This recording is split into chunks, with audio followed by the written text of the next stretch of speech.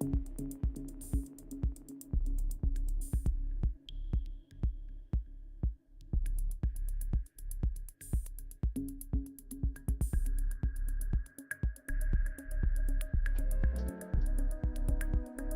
you heard it, no you didn't.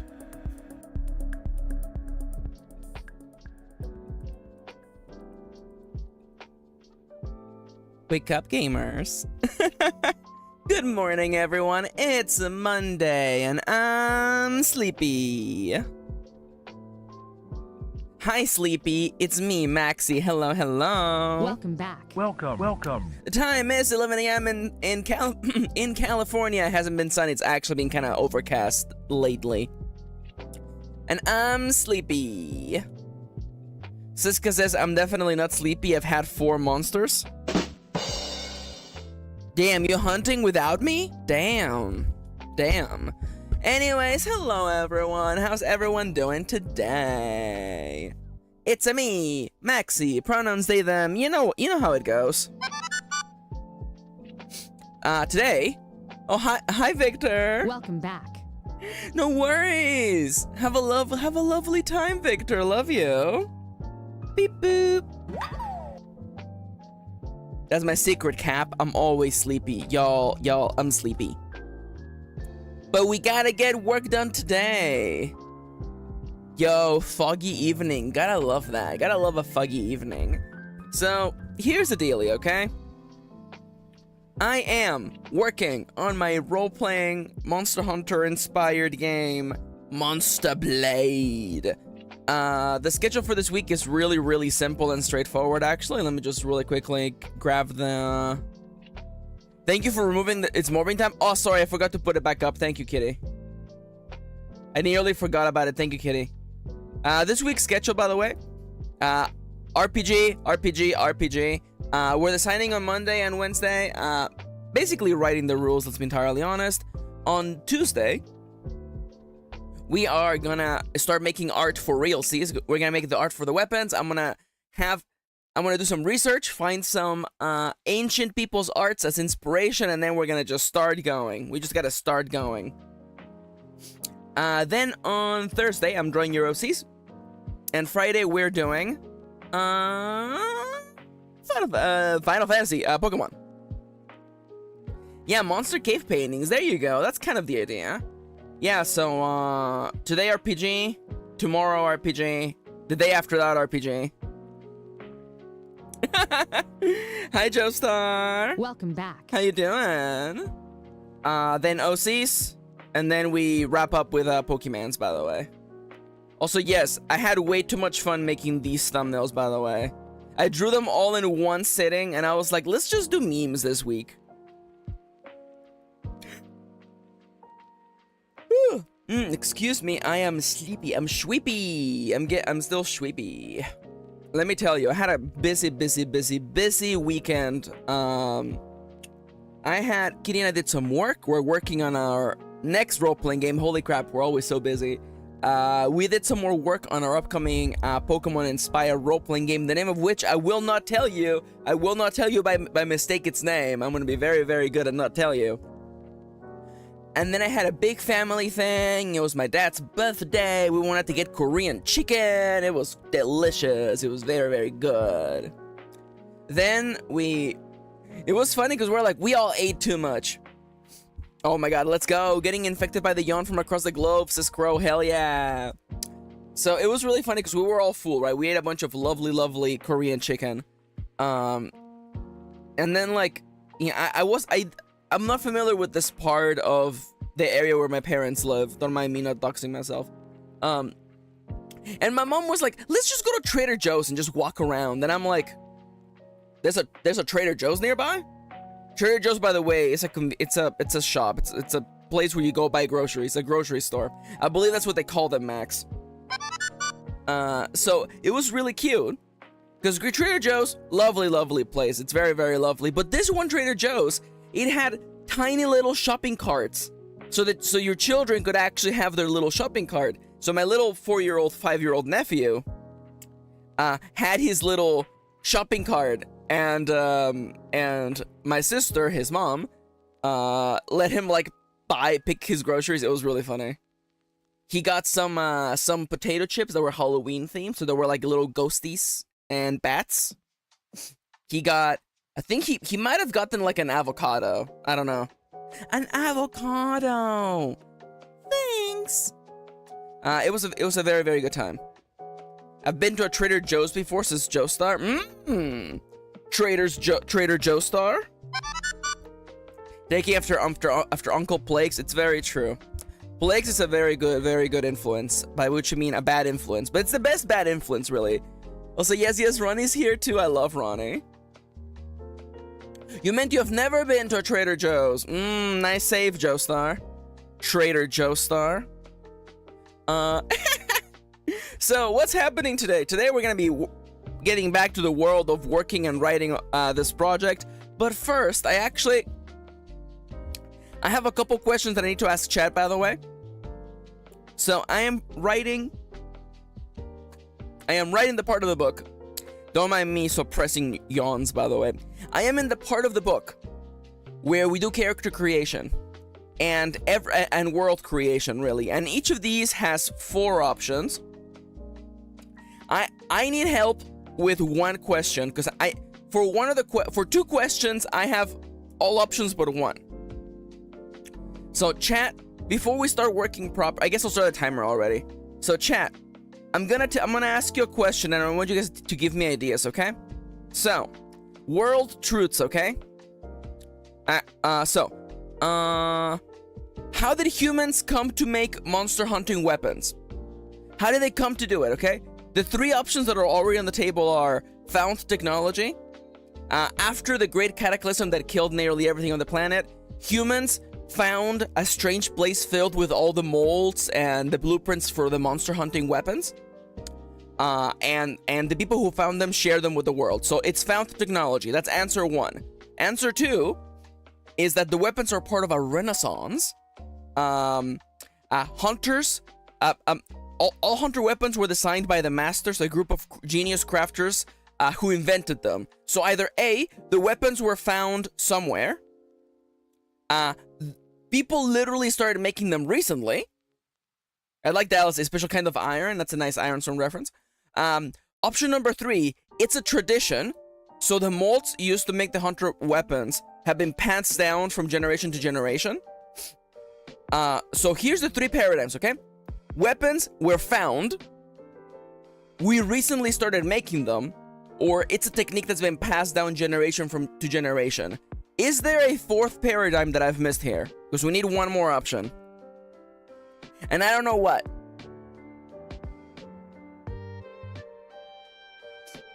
Aliens? I'm kind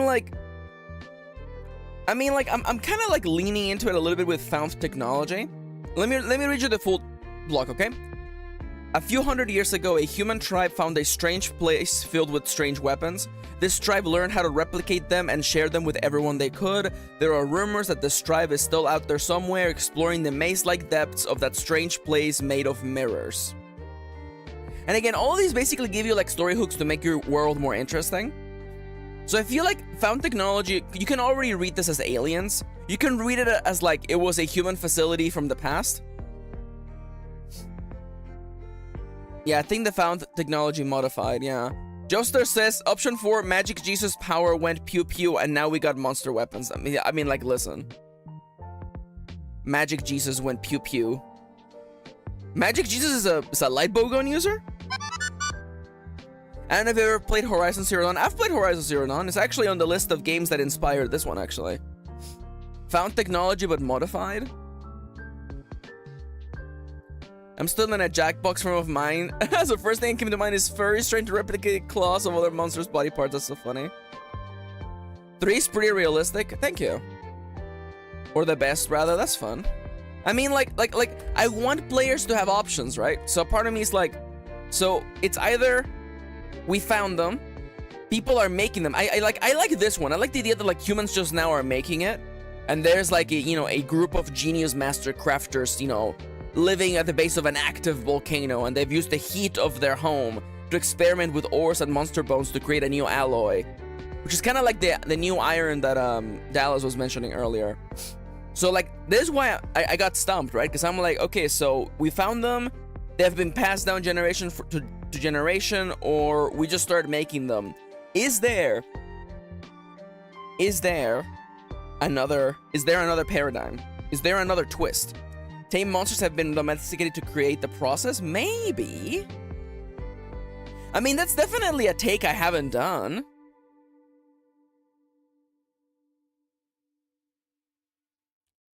So it could be a few crazy people and people crazy enough to attempt to domesticate monsters. The only time-based paradigm I can see is they will start making them in the future, but that sounds a bit stupid. No, I don't think it's stupid, but it's definitely not quite what I'm looking for. There's something about the idea that, like, someone tried taming monsters and in the process found that no, there's something there, but I'm not super sure about it. Where did the weapons come from? There's something about the idea of, like, a strange group of people. Basically, the playable characters in Monster Hunter Stories, by the way. Maybe they started by scavenging monster parts. That's interesting. I keep going back to the idea that Dallas proposed. Like, there's an island somewhere. There's a community, there's a tribe somewhere where they learn how to tame monsters. And through their taming of the monsters, they were able to truly examine monster parts and monster biology, and thus used monster biology to create the weapons. Okay, you know what? I think I talked myself into it. A single messianic figure, allegedly. Oh my god. I am reading a book on, like, the rise and fall of dinosaurs, and I'm just like, wow. There's so much here. I was not a dinosaur kid growing up. I like dinosaurs, but I was not like, I gotta read books about dinosaurs. That is really, that's more like that's a little bit more like gospel. Sorry, gospel, fellow indie game creator. Ooh, Crows, maybe they first started making tools for farming and later augmented them with monster parts for combat. Maybe a little bit of both, actually. So, you know what? Something about it's a weaving of the old and the new. The old and the new. So,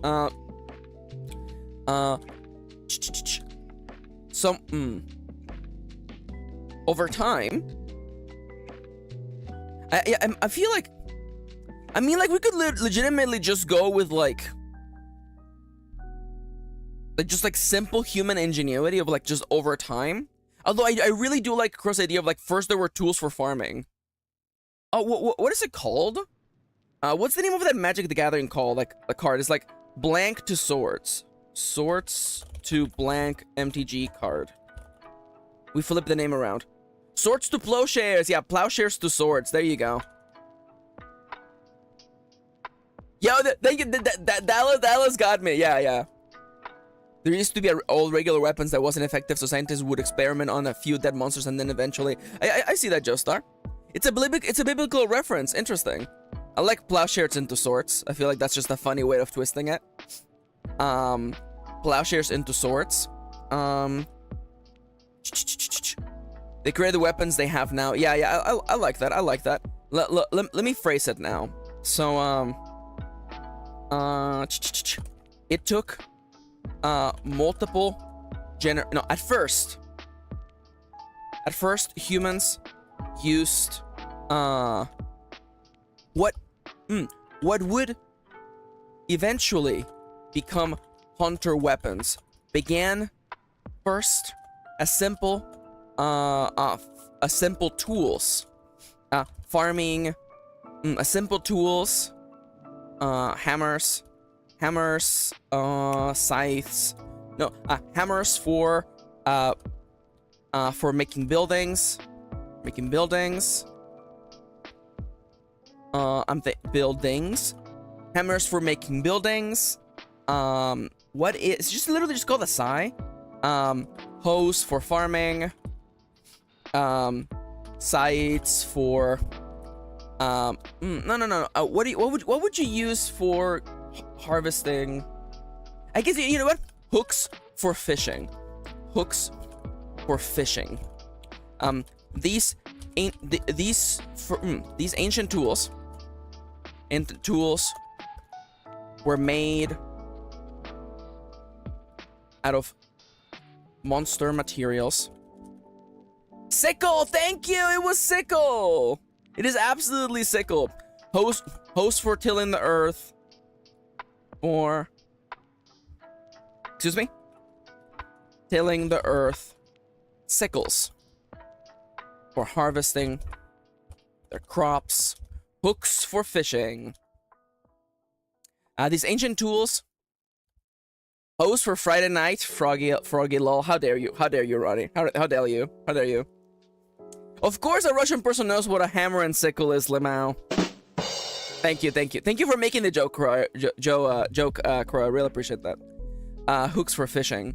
Over time,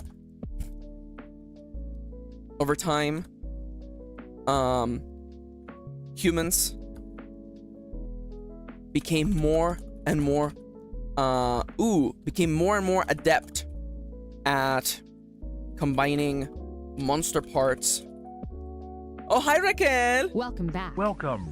How you doing? Scythes were also used for the same thing, to be fair. That is true, yeah. I forgot about sickle. Sickle is the correct word, though. Scythe is a little bit too, like... Because there's a weapon called the scythe blade, so I wanted a sickle. Sickle is the correct word. Hi, Raquel. Over time, humans became more and more adept at combining monster parts. We're more and more adept at making tools out of monsters. Until the large weapons... until... more adept at making tools out of monster parts. Until they created a method. No, until they... Oh my god, I'm blanking out. Over time, humans became more and more adept at making tools out of monster parts. Until they devised the weapons hunters use now. In a way, these large and powerful tools of war are no different and no less important and not less vital to survival than the farmer's sickle. The farmer's let's go farmer's plow. There we go. That's so much better. All right, next question. Okay, chat. So in this setting, there's big monsters, right? There's big monsters. But there is, in Monster Hunter, there's Elder Dragons, okay? We're stepping away from Elder Dragons because I don't like the idea that they have to be dragon-shaped. I don't like that. In this game, there is a type of incredibly powerful monster known as the Godlikes. They are powerful enough to control the weather, to wield the elements. That is why their name implies that they are almost like gods. So, one question in world creation asks you, where do godlikes come from? How do they come to be? So here's the options, okay? Option 1, eternal struggle. The godlikes have been here on our planet since the Great Flash. They have been doing their thing. They have always been here. Humans have always been fighting. Humans have basically been fighting this losing war forever. Will you be the one to tip the war in our favor? Done. Number 2, I want the monsters came from somewhere else. Consider this a little bit of The Witcher, like sliding in here, by the way. They came from the eclipse. Legend speaks of a terrible night where the sun turned dark and creatures stepped out of the blackness. So this implies that the godlikes came from another dimension or from somewhere else. And the godlikes are treated by other monsters as though they're royalty. And they march together. I kind of like that. Kind of like the Rampage from Monster Hunter Rise. So option 1 is that they were always here. Visman in my house? It's more likely than you think. Visman? I like option 2. Option 2 is fun. So, option 1, they've always been here. We've always been fighting and we're losing the war. Option 2, they came from somewhere else. Option 3, a change of heart, by the way. So, something happened to the godlikes recently. They used to be docile, gentle creatures, and they used to be worshipped as guardians of nature, but something changed them as of late. And I need an option 4. So the options that we have again, the godlings have always been here. They came from somewhere else. They used to be like protectors of the wild, and now they're acting erratically. Or option D. Dallas says humanity went too far to create a weapon to destroy the monsters and oh, wait a minute. Is this the true dragon weapon? Excuse me, Dallas? Dallas? Monster Hunter gun weapon. How dare you? Do you know what you're talking about? Dallas, are you referencing the equal dragon weapon, or are you being funny? Are you being incredibly creative on your own, or are you referencing this MFR? All right, so I don't know if Dallas is being like, if Dallas is referencing this on purpose or not. Isn't that the story of the weapons of FF7? That's actually a really fair point. Not really? Oh my god. Okay, so fun fact, in the original Monster Hunter, in the art book, Nomia, what are you doing up? Go to bed. Welcome back. Welcome back. Who's ready to fucking wow? Hi, Nomia. So in the art book for the original Monster Hunter, they talk about like the original concepts. Maxi, doesn't the first one control? Oh no. The first option says that the godlings have been here since the Great Flash. Oh, since before the Great Flash. I don't know. I feel like it'll be fine. I feel, you know what? They've been here since the. There you go. They've been here since the Great Flash. Nomia woke up at 4 a.m. I don't know why. It's because you wanted a pog. Hi, Nomia. Welcome back. Welcome. I love you, friendo.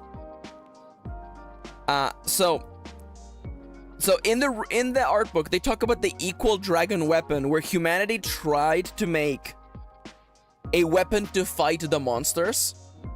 And it looked effed up, by the way. I napped a little. Sorry, I thought Nomia said I napped a little too close to the sun, but no, I napped a little too close to bedtime last night. So I definitely like. Oh my god, let's just call it equal weapon. Equal weapon. A weapon to surpass gets shot. God damn it. A weapon to surpass Metal Gear. Otacon. I'm trying to sneak in the forest, but the clapping of my butt cheeks keeps alerting the monsters. Otacon. Equal weapon. Oh my god. Dragon weapon. Hi, Seppo. Welcome back. Welcome. I don't want to say equal. Equal weapon is, let's call it dragon weapon. Oh my god. Armor? Do we have a quote with armor in it? Oh my god, you put on the armor from Sekko and you gain +1 in understanding socialism. I love that. There's a whole Seppo in here. So dragon weapon. What quote were you looking for, Kitty?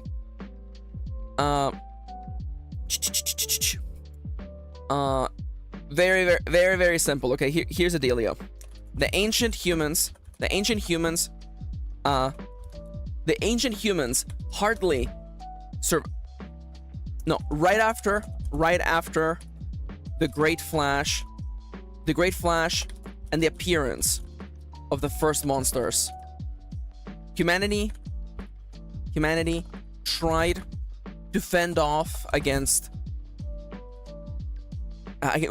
no, you know what? Right after the Great Flash, the ancient humans tried to fend off against the monstrous horde by creating a weapon of their own. A class of monster, larger and more powerful, that would fight by their side. Sadly, humanity tried to fend off the Titans. Thank you, the Aotons. A class of monster larger and more powerful that would fight by their side. It looked as though humanity was about to eradicate the monster. The monsterkin? To eradicate all monsters. All monsters. When their dragon weapons turned on them. Dragon weapons turned on them. Since then, they Since then, humanity's final weapon of mass destruction has been fighting for the wrong team. No. Eradicate all monsters when their dragon weapons turned on them. Ooh, it's been so long since then. Hardly anyone even knows that godlikes are a human creation. There we go. That's so good. Thank you. All right, so what is it? What is the next thing, by the way? Weapon of mass destruction? Baby. Ooh. Ba-da-ba-ba-ba-ba. I've been waiting for this. Ba-da. Unhinged. Oh my God, Siska. I was like, I know what this is. Sin sie das Essen? Nein, sei. Sin da Jäger.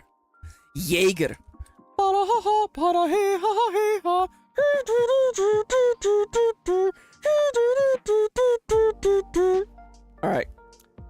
Anyways, I should put Attack on Titan on the list of inspirations for this, actually. As silly as this is, actually. Things that inspired this game. Things that inspired this game. I guess, yeah, Horizon Zero Dawn is in there. Horizon Zero Dawn. Attack on Titan. Alright, what's next? So I needed those. I needed those last options because then I couldn't come up with anything. So now we're into character creation. You pick a name from the list. You pick your pronouns. I actually even explain what the pronouns mean in this setting. You pick where you're from. You can be from a small village. You can be from the closest thing there is in here to a city. You might have grown up in the wilderness, or the last option, which I really enjoy, you came from Death Island, an island where there's more monsters than humans, and I don't know how the fuck you scraped to survive. Maybe you were shipwrecked. I don't know. Nonetheless, you grew up there. And now the next plot point, the next thing you have to roll for, by the way, is your how a hunter's journey. A hunter's journey. Every hunter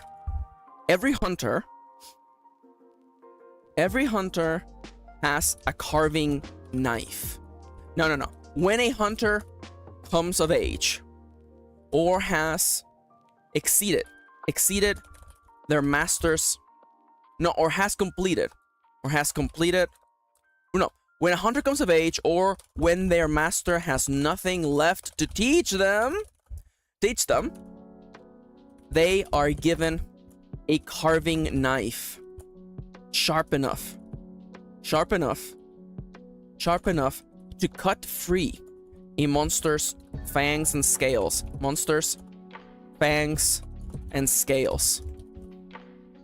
A hunter's journey is low-key a great name for that. Thank you.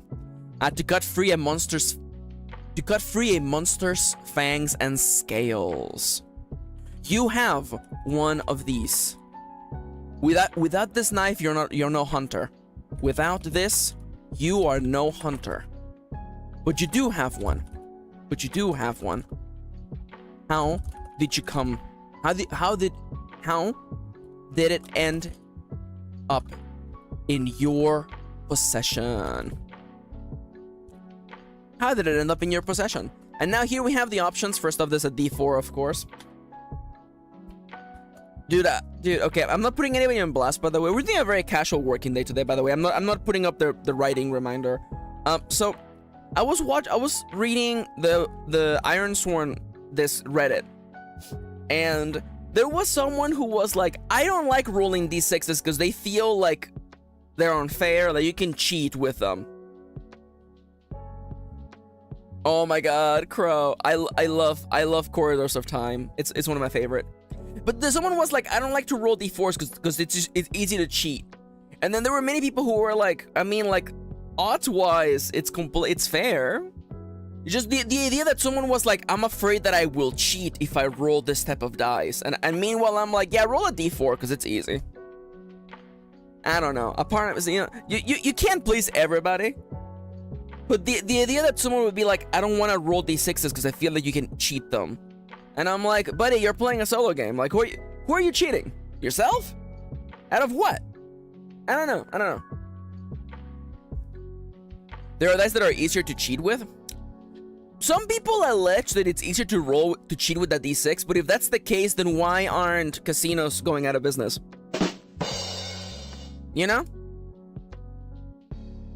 Anyway, so option 1. How did you come to have your carving knife? You earned it. You earned it. You trained under a hunter. You trained under a hunter and learned all there was to learn. And learned everything from them.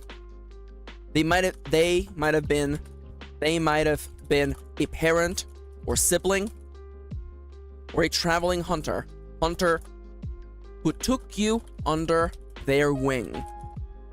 You are under their wing. After a perilous.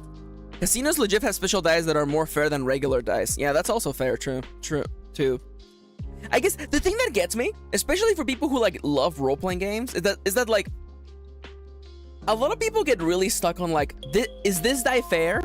There's like whole explanations on YouTube on like how to test if your die is fair.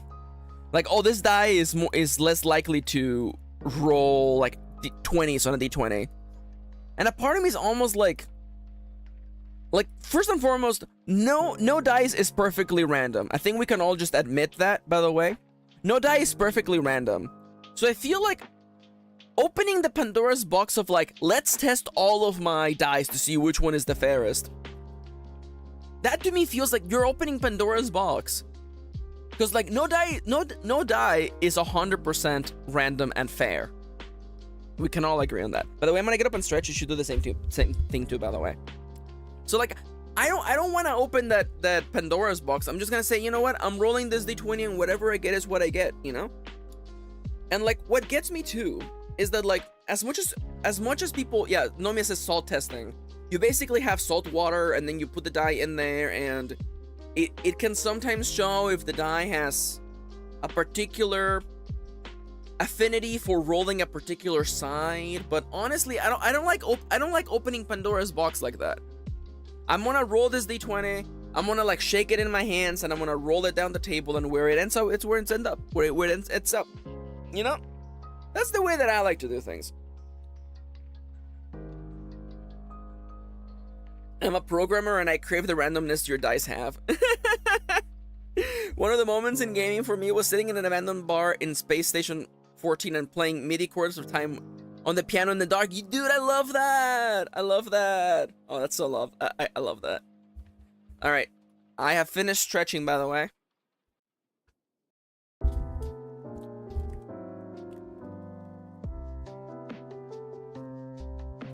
I'm not entirely sure where I'm going with this rant, but it's just like the essence of like, I'm like, randomness is not inherently like perfect unless you're using like random.org that uses like weather data, which at that point I'm like, yeah, that's pretty random. It's funny because it does have that essence of like the chaos theory of like a butterfly flaps its wings and there's a storm in the Pacific, and because of that storm, your random number generator graphs a specific value. Wait. Oh, you know, I'm on top chat.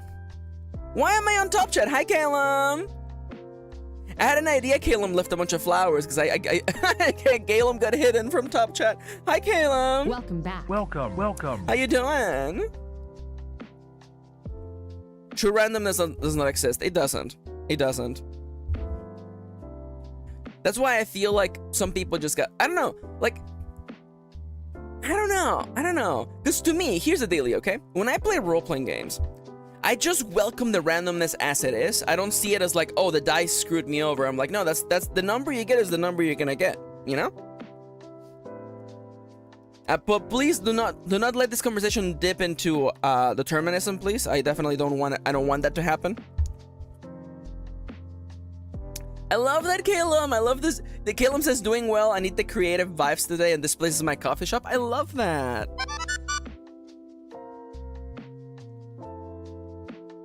I love the idea. I love the idea of this being your coffee shop. I love that. Or a traveling hunter who took you under their wing after many trials and tribulations. You have earned their pride and your reward. You are now a hunter. There you go. So number one, you have earned it. You earned your carving knife, which marks you as a hunter. No, option number two, you stole it. You stole it. You found it. You know what? Let's go with found. You found it. You always had an affinity. You always had an affinity for hunting. And so you trained yourself. You trained yourself. Or you might have been the apprentice of a fallen hunter. You know what, actually, let me rephrase this, by the way. Yeah, that's actually a really fair point, Crow, actually. You found it. Your carving knife found you. Maybe before you were ready. Maybe before you were even ready for it. You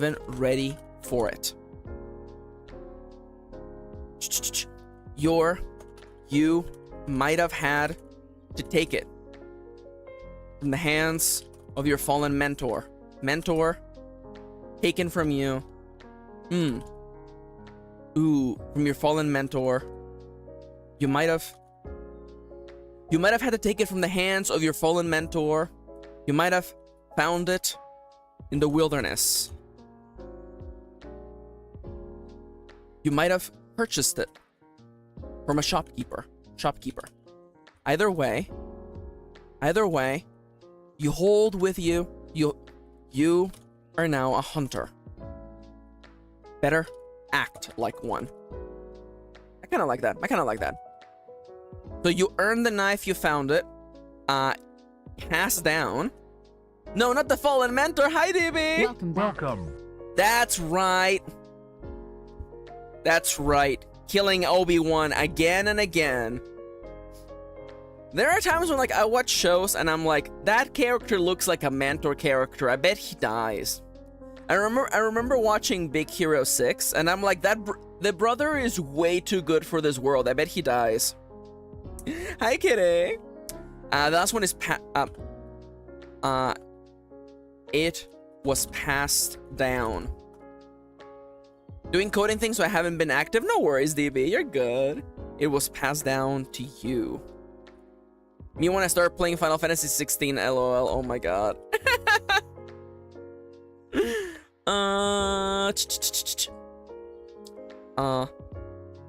Your carving knife is not yours.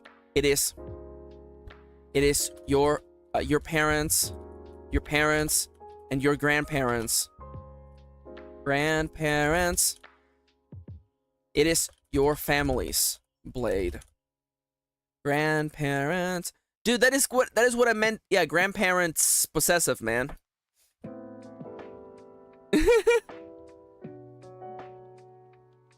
Oh my god. Have the scientists and mathematics studying randomness already tried talking to a scene kid from 2020? That might be helpful. Oh my god, so random. Rock source? So random.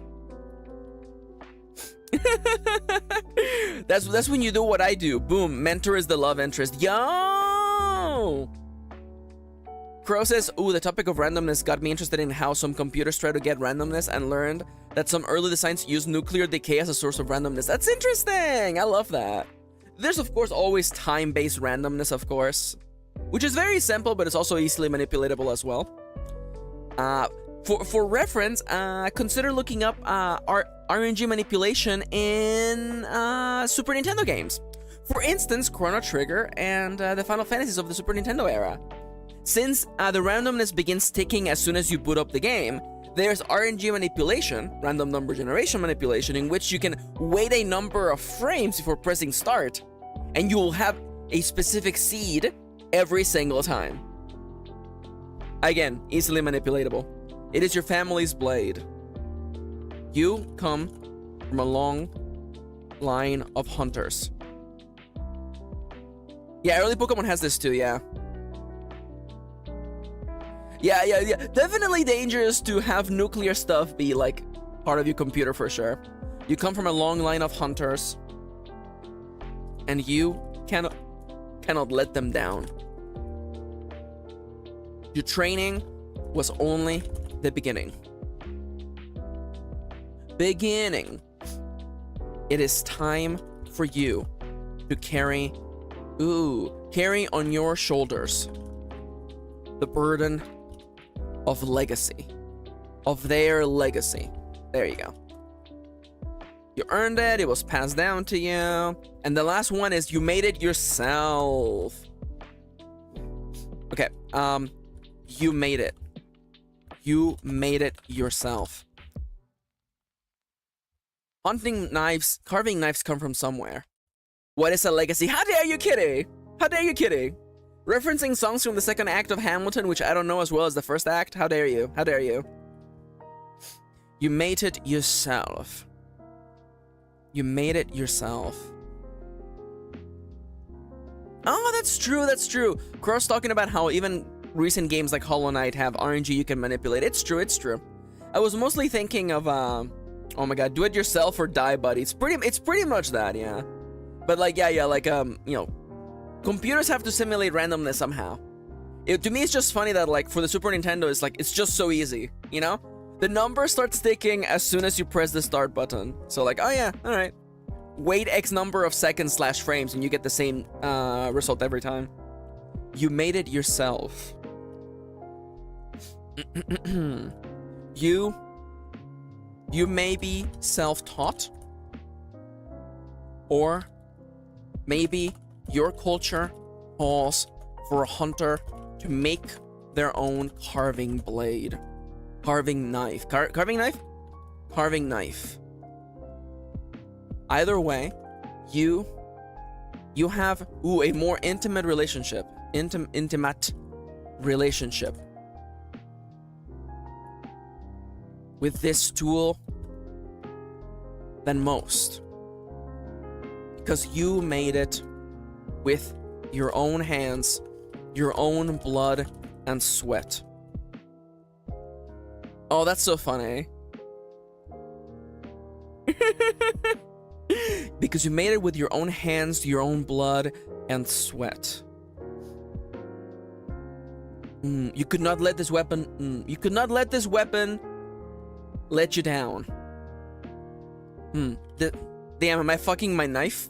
No, Nomia, how dare you, Nomia? Oh, what is this? Xenoblade Chronicles 2? Because you made it with your own hands, your own blood and sweat. It is a representation. Representation. It is the embodiment of all your. It is the embodiment of all your hard work. A proof that you have earned. The proof that you have earned the title of Hunter. Of Hunter. Knows nothing about Xenoblade. Excuse me? Yeah, that's pretty much what happens in Xenoblade 2, by the way. Calum says, anyone got tips on how to get into the headspace for solo TTRPGing? I'm DMing a campaign and the other one happens like once a month and it is very beer and pretzel style game. Honestly, here's the dealio. As someone who's been legitimately just making solo games forever, here's my 2 takes, okay? Haven't actually counted them. So, number 1, treat yourself like you would treat your players. Be your own DM. Be your own DM. Secondly, don't take it too seriously. Remember that you're here to have fun, right? So for instance, with something like Iron Valley, You know, I've gotten a lot of messages and emails from people who are like, am I playing the game right? And I'm like, if you're having fun, you're playing the game right. It's really, that's really all there is to it. You know? So I definitely recommend, first and foremost, again, everybody loves this tip, be your own DM. Which also means, especially if you play something like Ironsworn or I guess Monster Blade when it comes out, there's there's room for you to like be really mean to yourself by basically always making your character like whenever there's chance of something bad happening, you make that thing happen. Again, if someone was DMing and they treated a player like that, they would be a bad DM, right? So again, treat yourself like you're the player. Be your own DM. You know? Capitalize on the good things and let the bad things happen, but definitely don't dwell on them either. And honestly, just have fun. Just try to have fun. Don't get lost into the whole like, am I playing the game right? Am I doing it right? Because the answer is there is no fun police. There is no solo TTRPG police. As long as you're having fun, you're doing the thing. If you break the rules, who's going to be mad about it? There you go, yeah. Nobody. Alright, so, after this, it's time for the next point of the character journey, by the way. It's starting as the killer for me. Just jump in. Legitimately, just jump in. I mean, like, I'm the same way with video games sometimes, but I just make myself start. That's all there is to it, really. Yeah, here's the way that I like to think about it, okay? So you can continue procrastinating and second-guessing yourself, and nothing will happen. The game will not begin until you start playing the game. So why not just jump in and start playing the game? Because see, you're forgetting that, you know, you're forgetting that when things begin, they don't just like begin in one fell swoop. You know, like there's starting, there's working on things, there's getting into the mindset for things. It isn't so much like you're committing to do a marathon, you're just committing to go out of your house for a walk. Crow asks, can Monster Blade be a good introduction to TTRPG games as a whole, or is it better if I play some other TTRPGs first? I am a little bit biased. Okay. I don't know if I'm the best introduction, because I don't know what is the best introduction. I am making it as user-friendly as possible. I would almost feel that, like...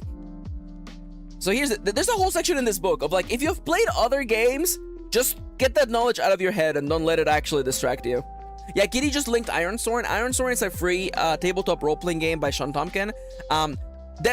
Monster Blade and Iron Valley are both hacks. I use parts of that system for my setting. The creator has given explicit permission to people like me to create our own hacks. So if you're interested in playing a game by yourself, Ironsworn is one way to begin. Yeah. And Dallas is correct, by the way. Character creation and world building are part of the play as well, by the way.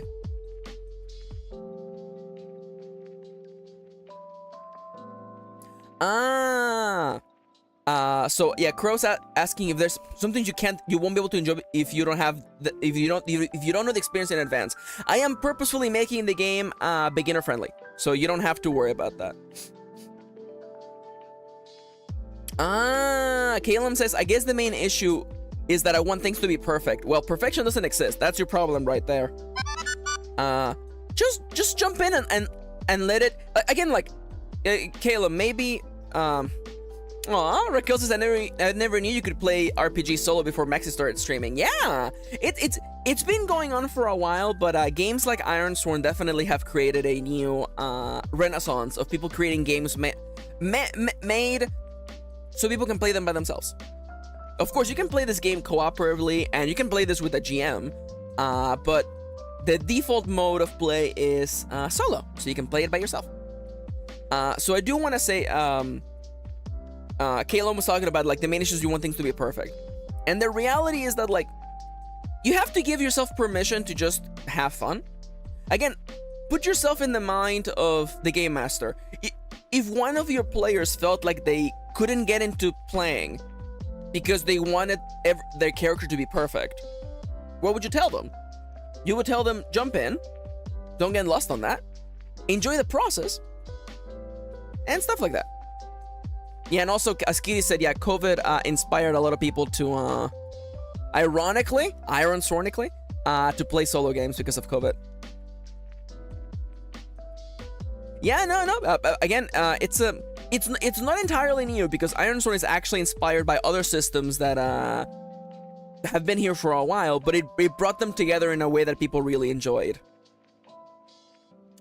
All right, so next up, we need a reason as to why your character, a hunt. Let's go with a place to call home.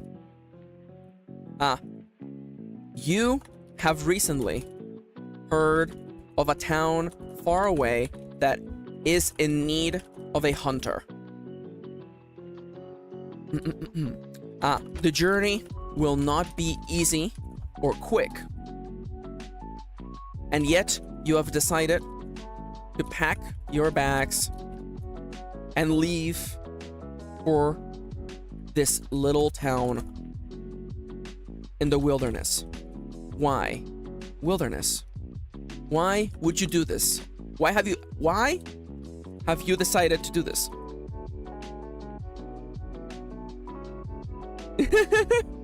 If perfect characters are boring characters, as Nomia, so avoid perfection at all costs. It's very true. You can't write a place to call home without the music starting in the back of my head. That song used to make me cry. I love that song. I mean, like, didn't Lo-Fi do a remix of A Place to Call Home? They did not. Okay. Unless maybe I don't have it on here. A Place to Call Home, Lo-Fi. Or just put Leah. Leah did do a cover of it. I don't have it on my list though because it probably would have gotten copyright claimed. Can I just put you? I'm gonna put you here, and I'm gonna play it just for now because I feel like it.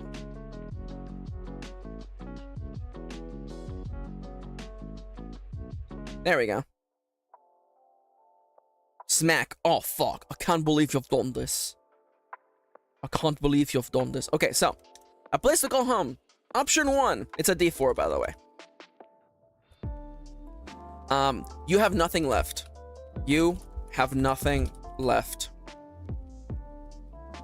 Actually, you know what?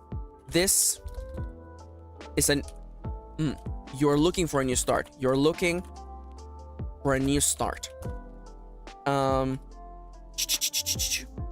You have decided to leave. You have decided to travel to that small town because you're no. You know what? I'm writing so much just to say the same damn thing again. By the way, Kitty says, by the way, I've done a little research. Solo RPGs have been around since the 70s to 80s at least. Yeah, so as long as D&D.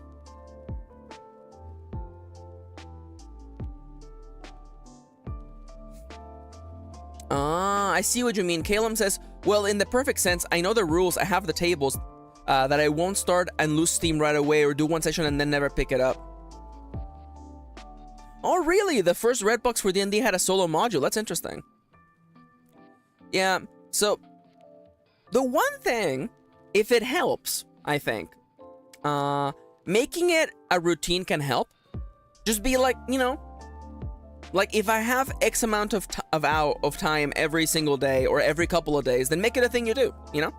You come home from work, you have dinner, you sit down, you have that little extra space before shower or something, you just do half an hour of role-playing. You know, making it a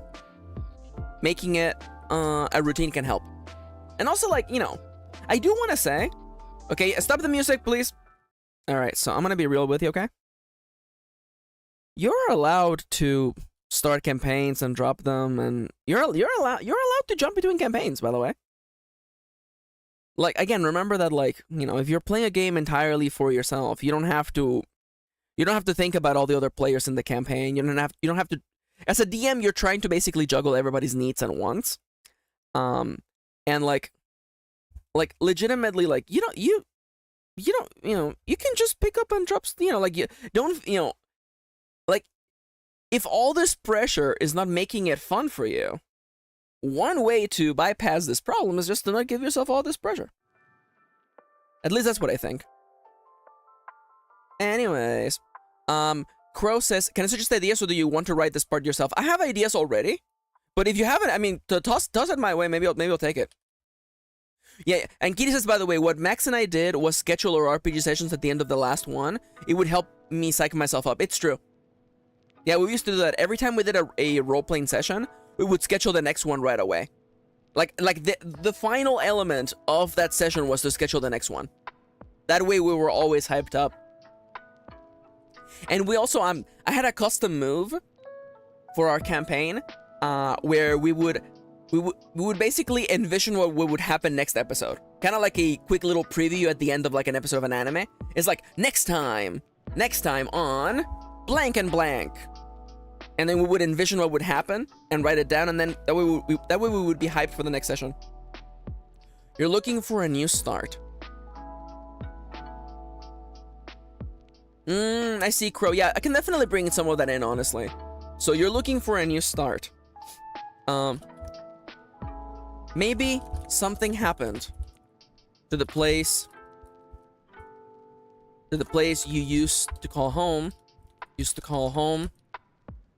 Or maybe you set out to explore the rest of the wide world, and that little town seemed like the best way to start.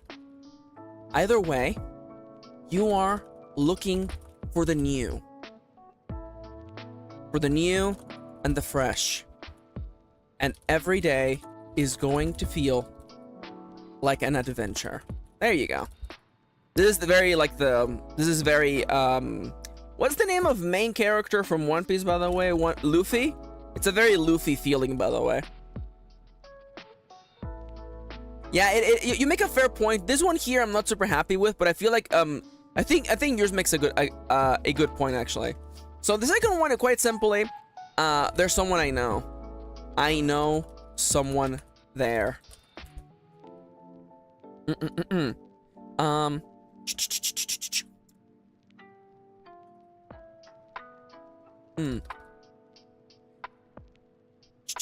The reason why you're moving to that small village in the wilderness is quite simple.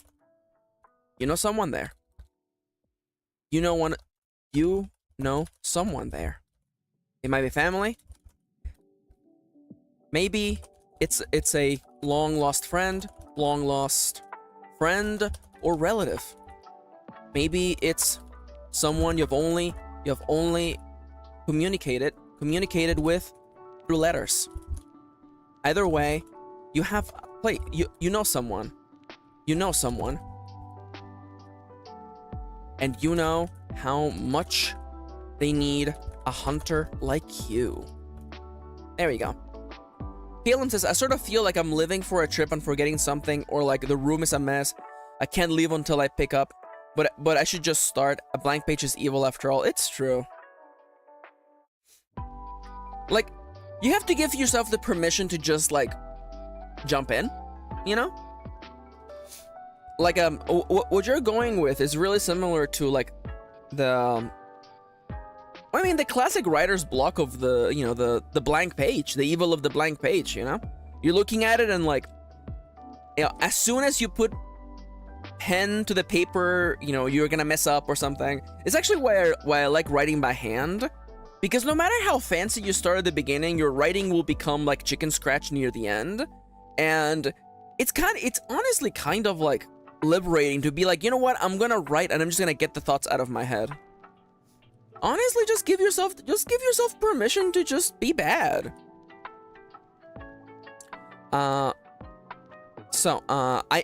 You're looking for a new start. You know someone there. The next one is you have nowhere else to go.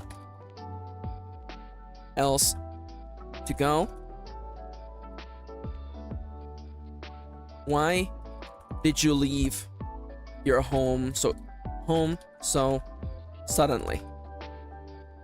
Did something happen to it? Is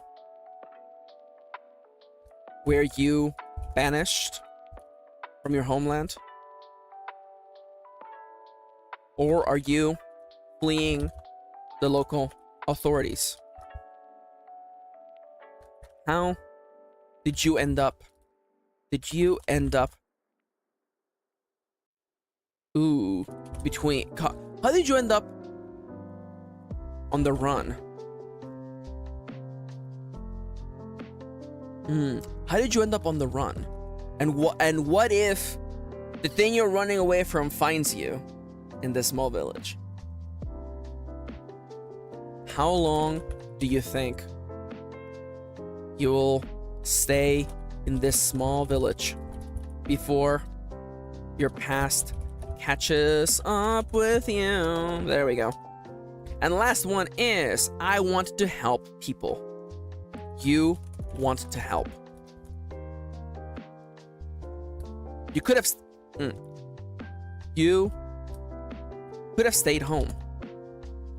You could have remained in the world you knew. But you heard about a place that needed help. About people in need.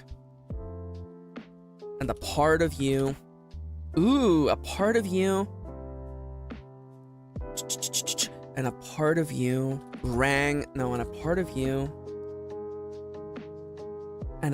you could not bear to leave them helpless. And so you took the offer and set out on your own, not for yourself, but for others, so that the world would be a little less miserable, so that the world would be a safer place. Oh, I like that. It's like you have wanderlust, you have a past. No, it's like you have wanderlust, you know someone, you have a past, or you are a lawful good paladin. All right, time to get up and stretch again. And now we're moving on to the fun part of the game, by the way. That's not true. The whole game is fun. But we're moving into the part where I have to write the rest of the rules. We already did pronouns and weapon and name, so now it's time to do the weapons. I guess I'll just write the list of all the weapons, honestly. Did I close all the tabs by mistake? Okay. I closed all the tabs by mistake. Classic Max. It sounded more like wonder over yonder. How dare you? Hi, Sufufu. Welcome back. I closed the tab by mistake. Let me go make sure that it's the right tab, by the way. All right, Firefox, please use this one instead. No, use this one, please. There we go. Hi, Sufifi. How you doing? Okay, I gotta scroll all the way to the bottom. We're 45 pages in. Please don't talk to me. Don't talk to me about this book being long, please. Don't talk to me. Don't look at me. Don't tell me nothing. All right, we're on break, by the way. I'm gonna get up and stretch. I'm on my feet. The face tracking is broken. I look like I'm sleepy. I'm more awake than I was before, that's for sure. Yeah, there's something about just sitting down with chat and just, starting writing, Again, not to make Calum the main character of today's episode, but it's just like, I was feeling a little bit sluggish today. And I figured, you know what, as soon as the stream begins, I'm gonna start moving and I'm gonna start writing, and here we are. Oh my god. See, at least Crow gets me. Yeah, Crow says I've set up my laptop to do everything with hotkeys, and I've closed Firefox or one of the tabs by mistake a few times too. Yeah. Okay. All right, I have stretched. I'm gonna sit down and finish drinking my tea. Ah, thank you. Pro says your streams have a very good atmosphere to just relax and have fun. I appreciate that. Thank you. It means a lot to hear that. Again, I kind of like... Oh, by the way, we are hydrating, by the way. I have some green tea I'm going to finish right now.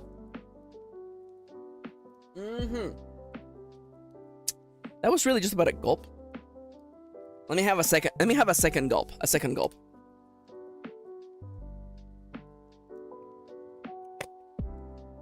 Thank you, Calum. Calum says getting into the headspace to be creative is important, and you all help with that. Thank you. That's so sweet. Honestly, it really made me. It made my heart feel so good when you said that you think of this as your local coffee shop. I like that. Dude, I think I fell asleep briefly without realizing, because I just looked at the chat and realized these are all the new message. These are all new messages to me. Hi, Nomia. Wake up, Nomia. You're still on the plane. All right, let's talk about weapon of choice. Pick your weapon.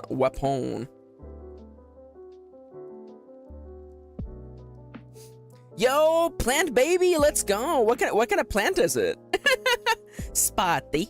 Spotty. Spotty.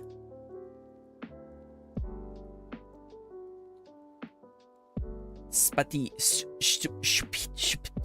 Spotty. Spotty.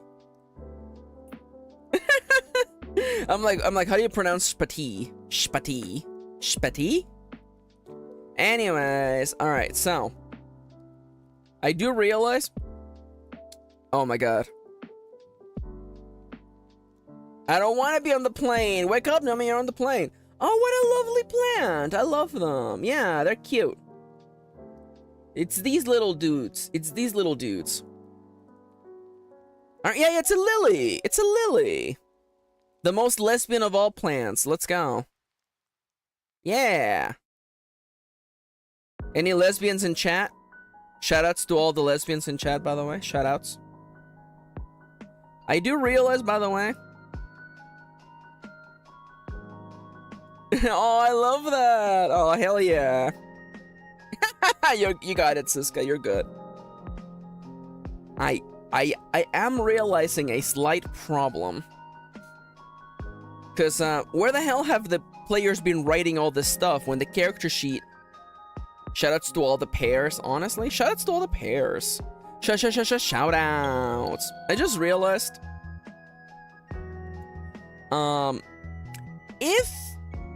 If your information is supposed to go...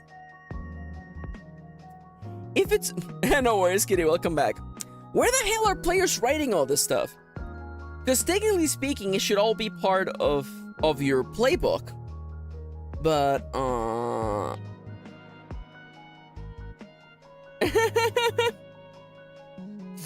love that, Crow. If your playbook is where your weapon information is, and that is your character sheet, but you don't pick your character sheet until later, I've definitely come up with an issue right now. I guess you could. It feels so weird to ask someone to pick their weapon first. But what I guess. Okay. My only issue is this book is gonna require players to like print like 20 sheets of paper.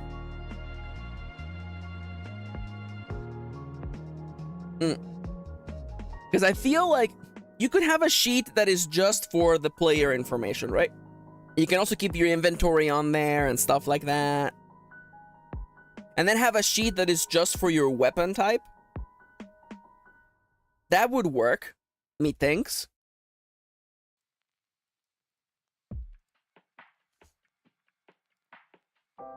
God. All right, I guess we'll go with that, okay?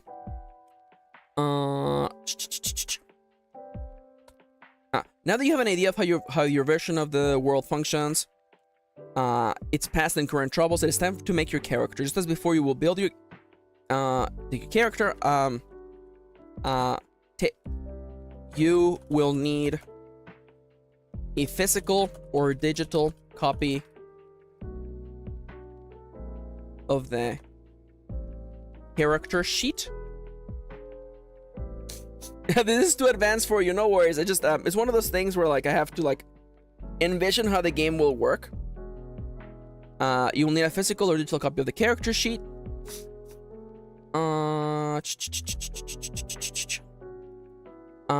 Just as before. You will build a character one question, one task at just one question at a time, Max. If you ever feel stuck, let the dice decide. Okay. And now we go back down here, and it's time for you to pick your weapon of choice. Choose your weapon. A hunter is nothing without their... What is a hunter without a weapon? You know what? Maybe that's not wax rhetoric. Let's not wax philosophically, Max. Let's just, like, you know. The next step is for you to pick. The next step is to pick your hunter's starting weapon. Starting weapon. This is a miserable pile of secrets. How dare you, kitty? This is, please note that this is just the weapon. This is just your starting weapon. Your starting weapon. This way of choosing your character is so much more fun compared to how video games I played do it. Oh yeah. Please note that this is just, well, like, and this is also different too, like, just like, I think that there should be a little bit, you know, because this game is not just mechanical, okay? There's also a narrative, there's also a story here. And I like you get to make the world yours, and you get to make your character inherently yours, and it gives you a background, it gives you a history. It gives you a bunch of little story hooks to make your character stand out and feel unique to you. Please note that this is just your starting weapon. You will be able to craft more weapon types while doing your adventure.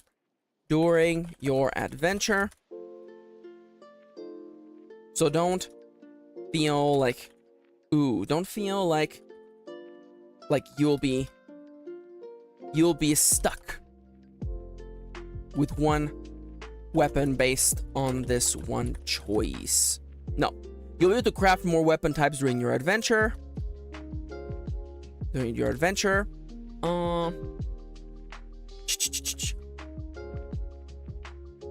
experimentation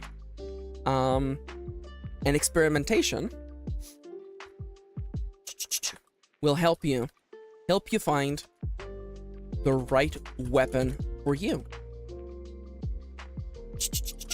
And experimentation will help you find the right weapon for you. Hunters are known to be adaptable and quick learners. Quick learners. So don't feel like this is this is not as big of a choice as you may think. There are as you think, there are chapters later in the book. Oh no, am I about to sneeze? No. Yes.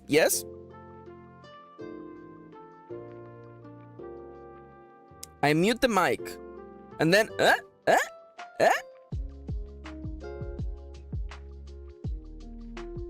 Come on, am I gonna sneeze or not? I've muted the mic twice. Oh well. Hunters are known to be adaptable and quick learners.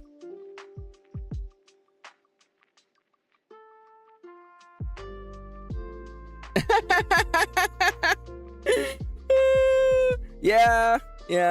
I do appreciate, you know, not backseating as hard as someone playing Minesweeper.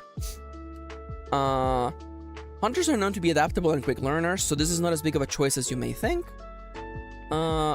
See, I had a sentence and then I lost it because I was about in the middle of sneezing. Hunters are known to be adaptable and quick learners, so this is not as big of a choice as you may think. I'm thinking Yeah. Okay. I know exactly what I want to do.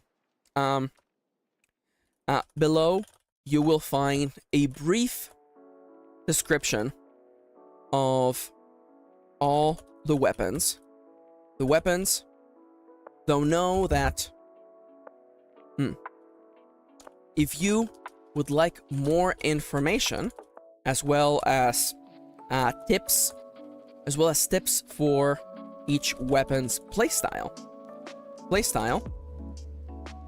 you can learn more about them on the later weapons chapter. There we go. All that said,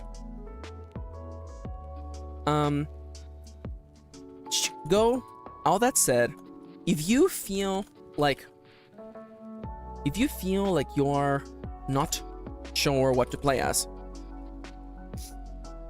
all that said, and as always,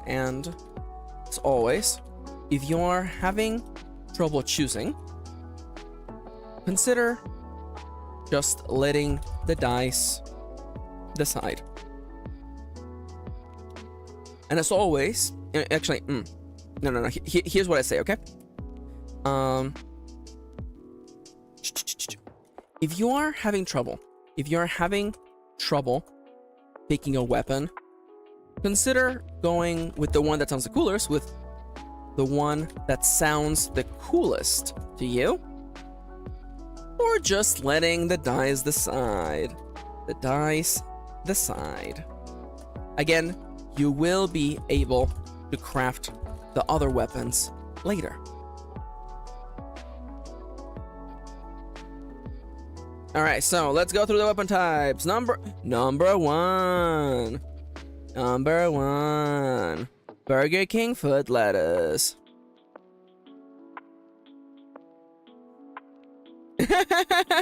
Hell yeah. Also, while watching you how to build a world for your game, I discovered an unreasonable need to make every last detail make sense, excluding fantasy elements if I can't explain them. How do you feel about that? That's fine. I mean, like, you know, as we were talking before, like, world building is part of the game. So, like, you know, if you were playing this game yourself and you were like, I want to make sure that all these things make sense for the setting, then congratulations, you're already playing. I gotcha. So let's go through the oh my god. I have not made a list of... There's 12 weapons to begin with. Am I gonna put more weapons before the release? We'll see. I probably should just make these first 12 weapons work. So I have the... I am, in fact, going through a real-life notebook, by the way. Alright. Alright, so... Clearly, number one is the Monster Blade. Monster Blade, also known as MB. A large... a hunk of bone and iron. That could hardly be described as a blade. A hunk of bone and a hunk of iron and monster bones. That hardly seems like a blade. No, this feels like I'm trying to do like a Berserk reference. A hunk of iron and monster bones. I know, yeah. I mean, like, real life notebooks just like... I mean, it's just so much more accessible. I don't have to worry about like, oh, is my Dropbox account connected and stuff like that. A hunk of iron and monster bones. It features a hunk of iron and monster bones. Pros, capable of doing massive damage. Cons. No, you know what? That's actually kind of not fun. A hunk of iron and monster bones.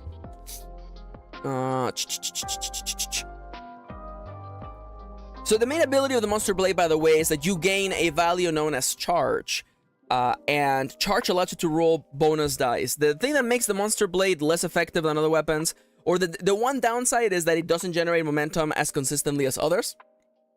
But once you get going, you get going. You could be rolling upwards of 6 bonus dice every time you're fighting. Which is ridiculous, by the way. It is absolutely ridiculous. A hunk of iron and monster bone. And monster. A hunk of iron and monster bone. A hunk of iron and monster bone that strikes with deadly. Ooh, with deadly force. Gain charge to roll bonus dice, and guarantee you always land the next hit. There you go. That's actually one way to describe it. Number 2, we have the Monster Hammer. Monster Hammer, also known as MH or Monster Hunter. That's funny. The Monster Hammer. I get. What am I gonna call you? A hunk of iron? No. A hammer. A large hammer. Protruding? Up to 60% high chance of rolling at least 1d6. Goddamn. Absolutely. Yeah. Again, the Monster Blade, it's slow going, but when it gets going, it gets going. The Monster Hammer. The main thing about the Monster Hammer is that it loves to stun enemies, which lets you deal extra damage to them. A large hammer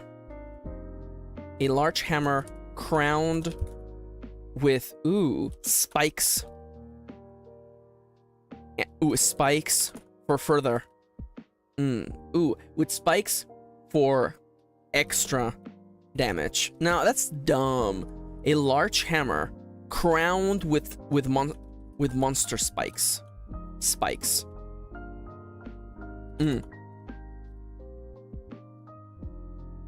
A large hammer crowned with monster spikes. Though its flat side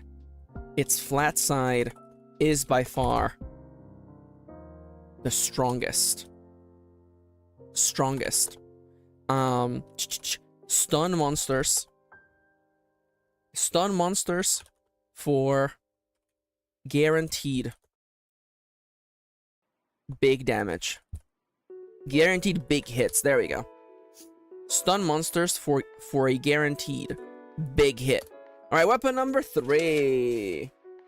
I guess I will have all of like the basic boys at the beginning. Twin blades, also known as TB. Alright, so Twin blades is the only weapon that can deal damage while dodging, which I really like. I think that's really cool. Yeah, dash and slash. Yeah. Like, when defending, if you roll a 6, you can literally deal 1d6 damage to a monster on defense. And this is the damage. This is the only weapon I believe that has exploding dice for criticals.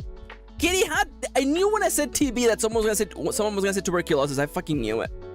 Anyways, a pair of blades forged in the same flame.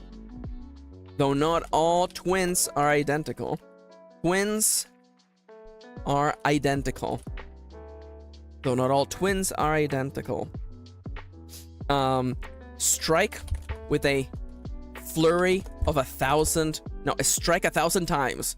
Strike 1,000 times in the blink of an eye. There you go. Number 4. I guess it should be Reaping Blade after this. It is Reaping Blade, RB.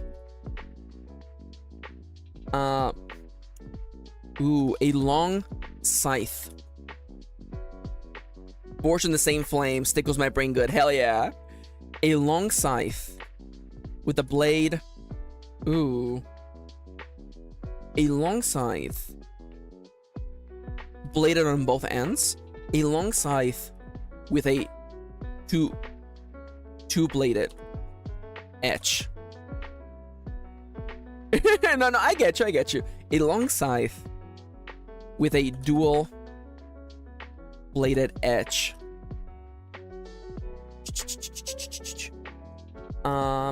Ripping blade is similar to the longsword, by the way, where you generate a specific status that increases your damage, and you have to maintain it. I believe I'm calling it blood. Yeah, it is bloodlust. Yeah. Yeah, you gain 1 additional damage and d6 per bloodlust token that you have, up to 3 bloodlust. And then you have the ability to literally like drop all bloodlust to deal a big attack. Yeah, I've developed a very... Hello, V2 Studio? V2 Studio, are you okay? V2 Studio, are you okay? There we go. Wow. V2 Studio had a bad time there for a second. I wanted to have every weapon has like a gameplay loop, and I think that I've done a pretty good job. Alongside with a dual bladed edge. Build up bloodlust on successful hits. Successful hits to increase damage, or release it all in one big attack. One in one, ooh, wide sweeping attack. There we go. Number 5. I think that this is where we put. Where's the rest of the bladed weapons? Okay, the last. I think it's split scissor. I forgot about sword on board. Damn it. Let me get blade on board next. Actually, blade on board should be literally like right after this. Blade and board, also known as BB. Yes, there's 12 weapons in this game to begin with, and I want to add more because I'm crazy like that. Blade and board.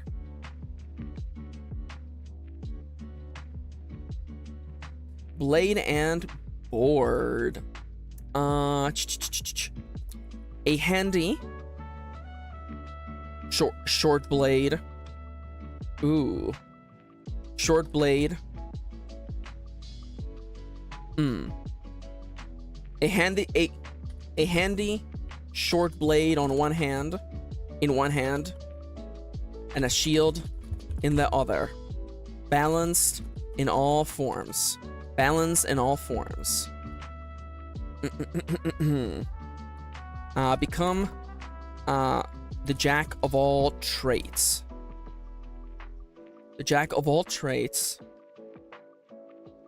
Become the jack of all traits and master of all.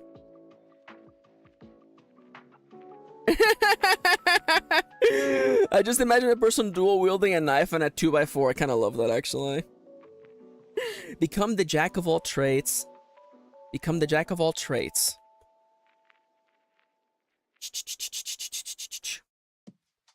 Capable. Ooh. Capable. No. A handy short blade in one hand and a shield in the other. Become the jack of all traits and master of defense, and offense. There we go. Twin blade, reaping blade, and then is the halberd.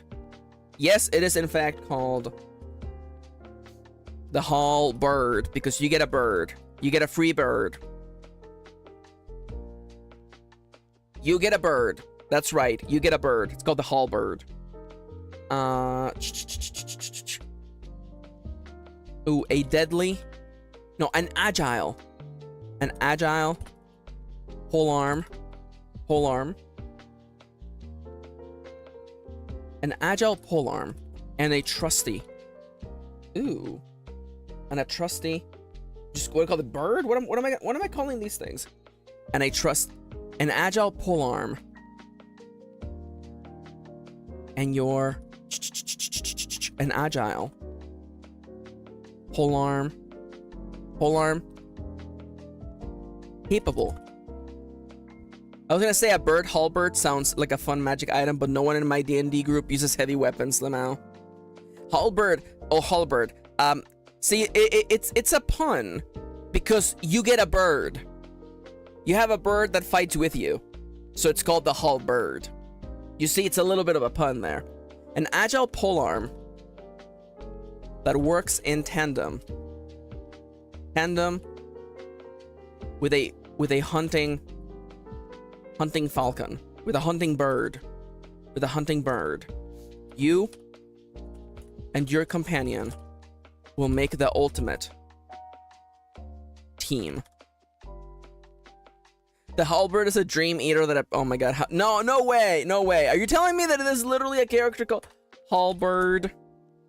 Kingdom Hearts. How dare you?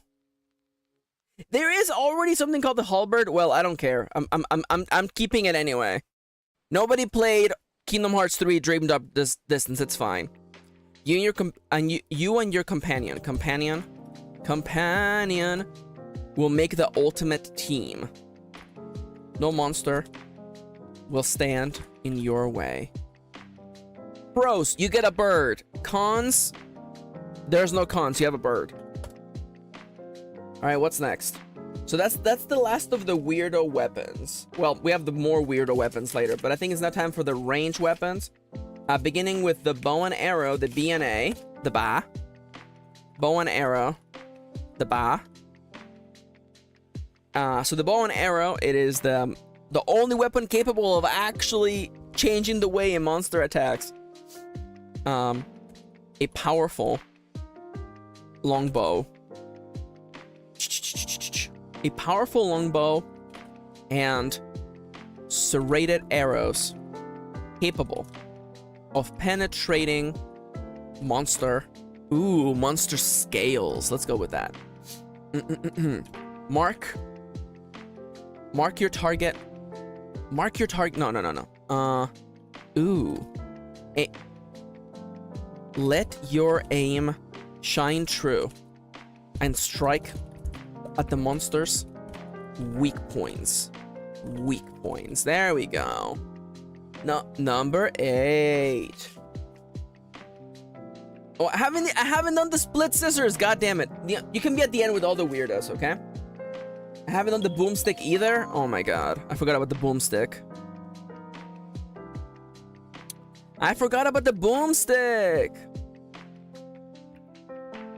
I might change the boomstick to be really.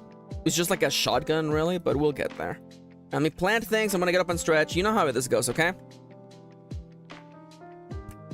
All right, I'm up on my feet. The face tracking is broken.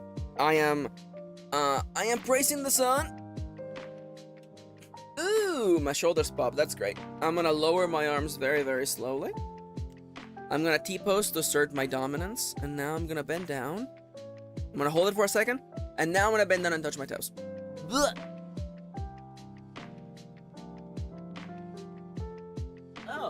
Oh Lord. Oh Lord. Alright, so let me take a sip of water too. I'm thirsty.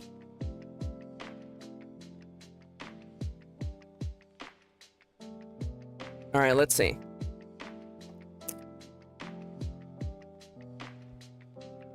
Bow and arrow. We also need I'm just gonna put the monster carbine. Do I need better names for these? Maybe. This should maybe be like, you know, a better name, but whatever. This is the catch-all for guns in this game, by the way.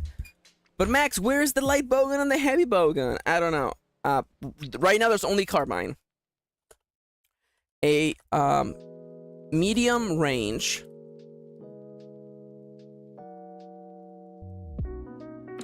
Oh my god, Crow.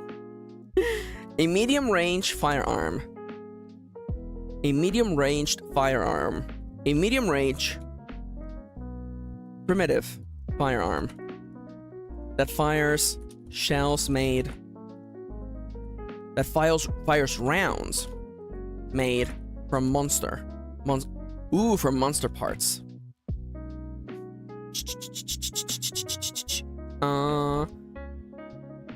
Fires rounds made from monster parts. Fight monster with monster. That fires rounds made from monster parts. I'm thinking. I'm looking at this, by the way. What song is this song? This is, by the way, this is the ground theme from Mario 2, by the way.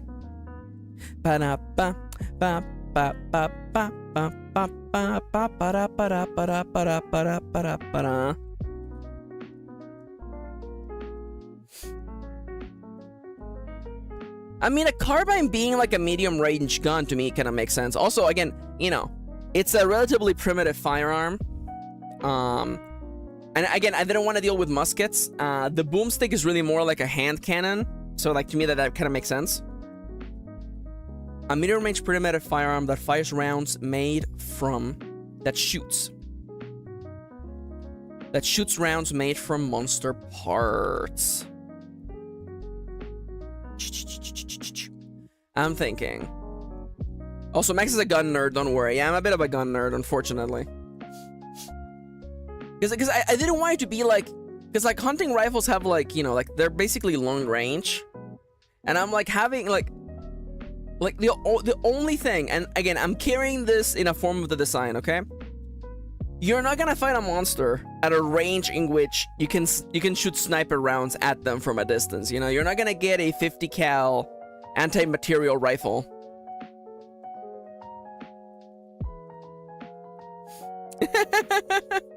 No worries, you're good. It's just one of those things where I'm just kind of like, well, a medium range rifle is like the answer for this, you know? And again, like, it's, you know, will there be more guns later? Probably. Medium range primitive firearm that shoots rounds made from monster parts. That won't stop me from trying. I like Joester just releasing sniper rounds from a distance. Yeah, let me just write down that rule. That, like, if you're in the same area as a monster, the monster is always within range. For the same reason that if you're in the same area as an ant, you're always within range of the ant. Sorry, I don't feel like that. The ant doesn't get to, like, snipe you from a distance, because you're kind of a giant monster. You know, like, if Godzilla's in the city, you are within range of Godzilla's attacks. That's the way that I like to think about it. A medium range primitive firearm that shoots rounds made from monster parts. Run and shoot. Run, shoot. Run and shoot. Ooh, and give those monsters hell. There we go. There we go. That felt good to write down. Now it's the boomstick. The boomstick. The BS. It's the boomstick. Alright, so. Boomstick. I fired and then I missed. And then I fired again. And then I missed again.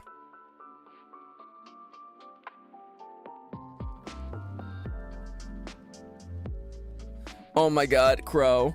Oh my god. And then he was holding a live grenade and said, my heart rate went up for some reason. Oh my god. So the boomstick, by the way that I picture it, I'm picturing like a riot shield. Or almost like a blast shield. And either a hand cannon, old school Chinese style hand cannon, or just a rudimentary shotgun. That's the way that I'm picturing it. Become become a mobile oh my god, mobile artillery.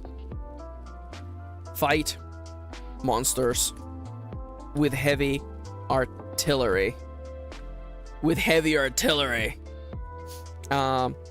Wield a large blast shield to protect yourself from monster attacks while you fire. While you give them a face full of boom along the way. There you go. And now it's time for I don't have the split. I don't have the split. Oh my god. I keep forgetting about the split scissors. God damn it. Or the split blades? Do we have SB already? We don't have SB, do we?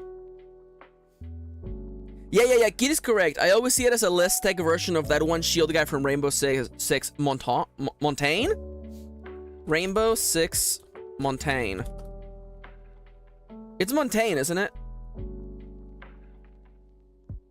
Because that is literally who I'm thinking about. He just has a big shield. That's it. He just has. What's your power? I have big shield. I got big shield. There you go. This could be you, except instead of metal and plastic, it's monster parts. That's right. I got a big shield. Honey, you got a big shield coming. Split. Let's call it scissor blades. Scissor, because I was like, oh, let's call it split scissors and then have the acronym be SS. That seems like a bad idea.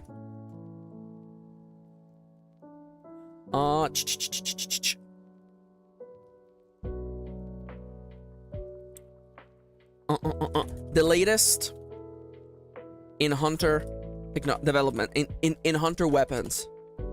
No.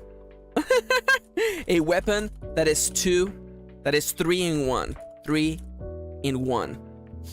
Fight using 2 saw-like blades and combine them into a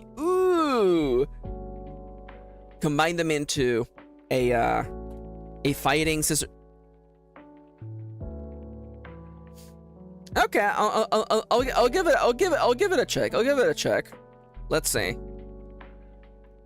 Thank you. That is pretty much the boomstick, really. Yeah, there you go. Yeah. What can I say? You don't want to be on the receiving end of this boomstick, let me just tell you, okay? Recording the monsters growling at freaking like 5,000 gigabytes per second. The most highest definition footage of monsters purring. A weapon that is 3 in 1. 2 weapons for the price of 1. No. Fight using 2 saw-like blades and combine them into a fighting pair of scissors. Pair of scissors. Scissors. Capable of severing monster parts. Bring out the guillotine. Bring out the guillotine. Oh my god, yes. I kind of love that crow. I like you looking up like what the weapons are supposed to be, and let me tell you, some of these are kind of dumb. Second to last is the Iron Bull. So, I talked about this before. I want, there will be a section in this book about, this ability in this world. This ability in this world. And I want to make it a point that hunters can be people who are disabled. I'm gonna talk about there being prosthetics for hunters who have maybe lost a limb or something. But there's also weapons entirely designed for hunters who have lost like limbs like their legs. For instance, the Iron Bull. It is literally a mechanical bull or vehicle that you ride intended for ramming and goring monsters. Think of it like a cool-ass motorcycle, but with legs. And I envision that the person who created this was a hunter who lost their legs fighting a monster. And wanted to keep on fighting. So, they created the Iron Bull. Ooh. Break. Okay, clearly the tagline is like break necks. Break monster necks. No, dash at monster neck breaking speeds. There you go. This ability rep for sure, absolutely. A mechanical. Ooh. A wonder of human engineering. A weapon to surpass Metal Gear. A wonder of human engineering, a machine. A machine capable of moving like a monster. Like a monster piloted by a human by a hunter. Ooh, and designed. Ooh. Designed for ramming and goring its horns right into its foes. Dash at monster neck breaking speeds. There we go. And my favorite one. That's not true. It's monster. Oh, we already have monster hand. Crap. Am I gonna call it the god hand? Godlike hand? Oh, let's call it godlike hand. That's actually even better. Godlike hand. GH.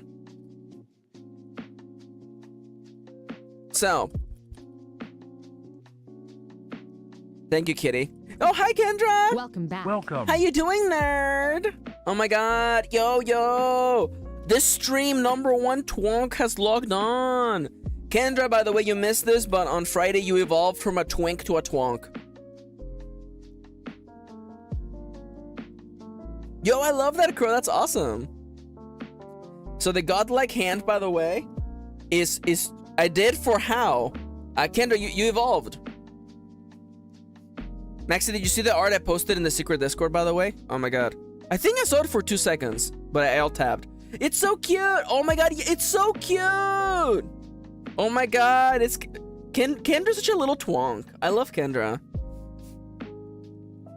Oh, Kendra doesn't even know? Oh, sorry, Kendra, so, in our Pokemon playthrough, we had a little Pamphy, which is the little elephant, and we named it after Kendra, because we thought it looked really cute. And you evolved from a Phampi to a Donphan. Phampi Pokemon.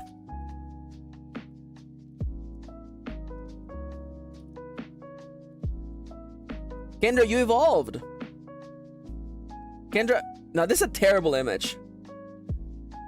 Can I please get an image of? I mean, this is pretty good image actually. Here you go. There you go. There you go, Kendra. This is Why did you do that? Why did you do that? There you go. Let me just fix this real quick. Yeah, so you were a little elephant, and now you're a big twonk.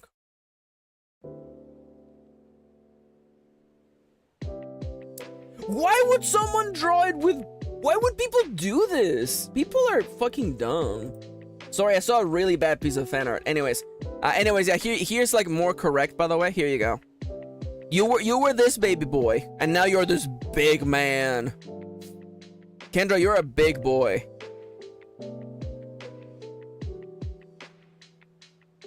Also, I am gonna share.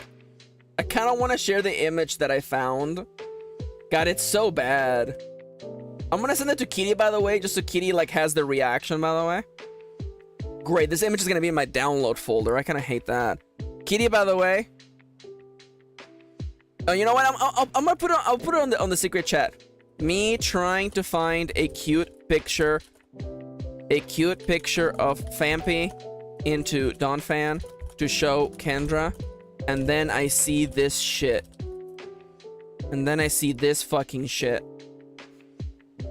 There you go. Why people gotta be like this? Why people gotta be like this? Thank you.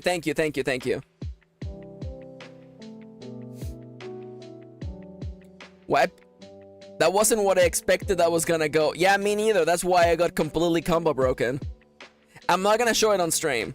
Points for creativity? No, absolutely not.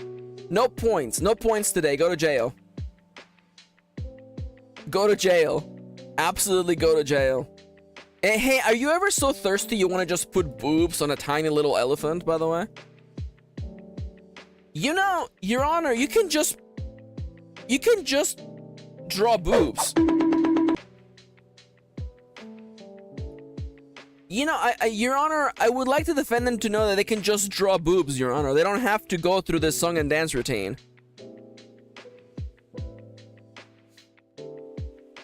Sir, yes, the prosecution would like the defendant to know that they can just draw porn. They don't have to give Donphan boobs, Your Honor. And then yes, the defense would like to give their counter argument. Yes, it's my. They say it's their American given right And I'm like, no, jail, bonk. Anyways, hi Kendra. So yeah, Kendra became a twonk. Bans Charl. I'll fight you, Kendra. You can't ban me, I'll ban you first. Guys, stop fighting! Guys, stop fighting!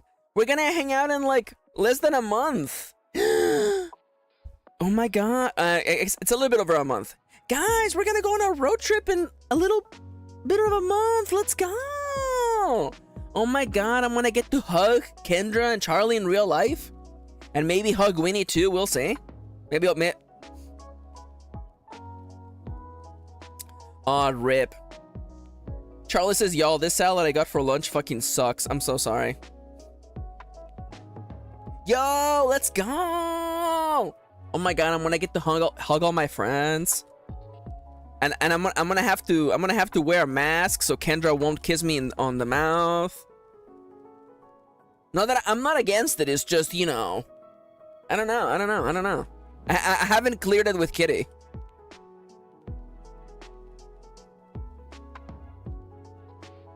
Also because of COVID, it's true. Yeah, Kendra, I would appreciate it, like, if and when you kiss me in the mouth, could we maybe like not do tongue, please? Can we just not do the tongue, please? Oh, I just want to ask. Dead. What's wrong? I have to ask, cause I don't know. Kendra could be a little bit of a freak. I mean, like, Kendra's a twonk. Kendra's a twonk. Sorry, Caleb doesn't know the lore. My good friend, real life friend Kendra, we were joking and they were like, I will kiss you on the mouth. Freaking like no like fear. And then I'm like, don't kiss me in the mouth. And then Kendra was like, I'll do it. And I'm like, you won't, you coward. And now I'm like, please, if and when it happens, can we just no tongue? Unless you got a COVID test, in which case maybe.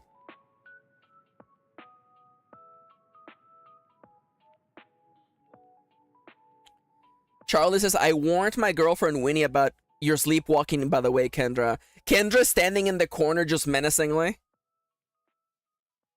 Kendra just floating off of the ground slightly. Kendra glowing. Check group chat. Okay.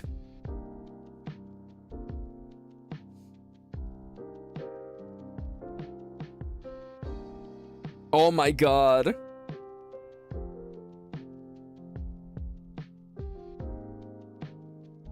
Oh my god. Oh my god. Kendra. No, I would never read it out loud. Yeah, honestly, you could do that. You could do that. Honestly, I believe that. I believe that. And if not, I mean,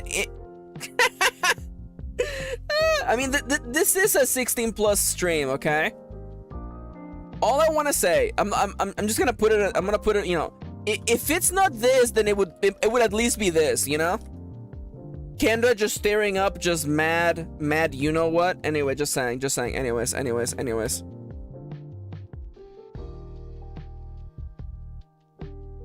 Oh my god. Anyway. Okay, they got like hand, by the way. A pair of gauntlets made, from monster parts. Strike back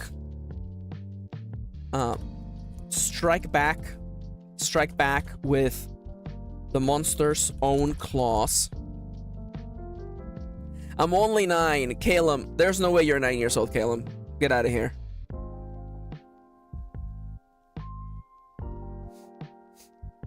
Oh my god. Wait. Did we end up bringing up Dixon Dallas organically on the stream? Excuse me? Wait. Crow, did you bring up... We love that song.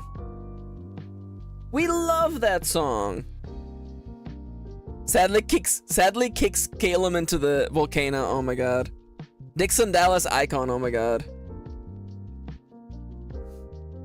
Oh, good job, Siska. I'm happy to hear that. Yo, good job being the big sister. I can't believe we ended up... Can I even read the good-looking Dixon Dallas? Can I even read those lyrics on this stream? He's bouncing off my booty cheeks. I love the way he writes. I can hardly bleed when he's blah blah blah blah. I kiss him on the neck and then he kisses me on my blank blank. Who's Dixon Dallas? Dixon Dallas is the premier gay country musician. He writes gay country songs. It's great. I would recommend. He's not gay? Yeah, okay. Talk about being in denial. Yeah, okay, straight people don't write these songs. I'm sorry. I'm sorry. Yeah, look up Good Looking by Dixon Dallas, by the way. Wait, you know what? Is Dixon Dallas gay? Okay, you know what? The first result says that even he's like, I could be bi. Yeah. Straight people don't write these songs.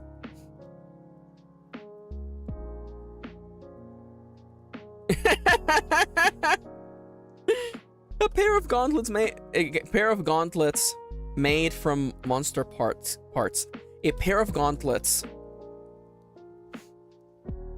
Ooh, a pair of gauntlets made for punching and tearing.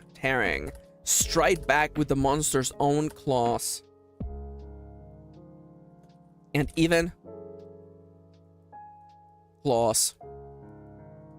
Once you get your hands on that monster, there's no shaking you off. There we go. That's because the godlike hand can actually mount monsters, by the way. Alright, there you go. There's 12 weapon choices in the game. Me coming in here from watching a Monhunt cosplay tutorial, very fitting. Did you?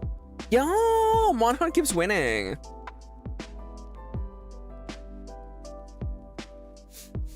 Alright, after you have picked the weapon, it is time for you to pick your approaches. Where are you from? Choose your weapon. Pick your approach. Pick your approach. Excuse me, I meant to make you a, there you go. Approaches represent your hunter's focus. Focus on one of, no, your focus on, represents your hunter's balance of 3.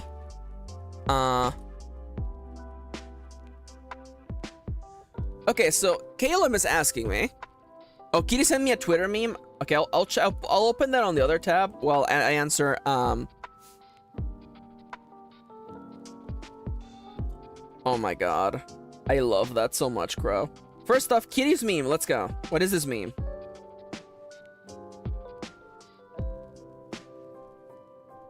Oh my, no, that would be so bad. No, I hate that. Kitty says, what if during Tokyo Game Show, Capcom and it's like, oh yeah, we're working on Monster Hunter 6, and then they just don't say anything. Absolutely not. They have to talk about it. Also because Monster Hunter is the only reason Capcom is making money. I'm sorry. If you're happy that there's Resident Evil and Street Fighter, you can thank Monster Hunter for that. If Monster Hunter wasn't literally selling 30 million copies, well, I guess Monster Hunter World was 30 million copies, you wouldn't have Street Fighter. If Street Fighter doesn't make money, I'm sorry. They play the Monster Hunter theme and announced an Elder Scrolls remaster. Oh my god. Anyway, so Caleb asked, what would you say is the best part of Monster Hunter to someone who is so-so about it? Here's the dealio, okay? I think Monster Hunter is a really fun game because it has a very satisfying gameplay loop. You prepare for a hunt, you go on the hunt, And after the hunt, you get to develop your character and town further. It is a loop that it is fully it is sharpened to a needle point. Everything feeds into one another. You want to fight a monster? Okay, you prepare for the hunt. You make armor that might help you against the monster. You eat food to give you buffs to fight against a particular monster. You might even change the weapon you use. Then you go on the fight. You do your best, and if you're successful, you get new materials that allow you to make neo armor. Sometimes, Kitty and I have done things where we go on a side quest where we're like, well, we want to fight this monster, but it deals lightning damage and we have no lightning defense. Let's make an armor that has lightning defense. So we grind a completely different monster to prepare for another monster. Good morning, Nomia. Welcome back. Nomia says as like, you know, metal pipes fall on the floor. And I am carrying this design theory into this game. You know, it's all gonna be about the monster fights. There will be, of course, moments of role play in the town and stuff, but like, you know, you prepare for the fight, you go on fights, you get resources that allow you to develop more stuff. Also, I find the combat in Monster Hunter to be very, very satisfying. I would say, I would recommend, if you haven't tried Rise, I recommend trying Rise. Rise is very, very good. Very, very fun. You can get very far into that game without having to look up tutorials and stuffs. And the thing that gets me is that, because there is 14 weapons in Monster Hunter and every weapon plays basically different and there's different skills that you want to develop for each particular weapon, if you ever get bored, there is basically... Oh my god, how dare you. Charlie says, I heard Maxi say I would recommend trying Rice. And I was like, yummy. Can I get some rice in chat, please? Can I get some rice balls in chat, please?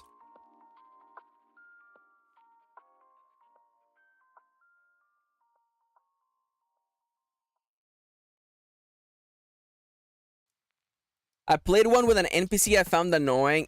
You must be talking about World, aren't you?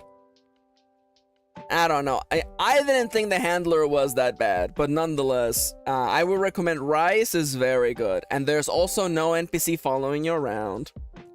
But what I was saying is that, like, if you're ever like, oh, I want to try something new in Monhunt, try a different weapon. Literally, like, you're playing a completely different game. Like, for instance, I am very partial towards the Greatsword. The Greatsword for me is a meditative experience. I hit the monster approximately 6 times during the whole hunt. And like, you know, it's this hit and run mechanic where it almost feels like a turn-based game. Like the monster hits, I wait for the monster to commit. The monster commits to an attack. I grab my opening, I hit the monster. It feels like playing chess with the monster. And I really love that. But then you can also just play the insect glaive and literally just jump all over the place. Yo, Kendra, do you want to play Monhunt?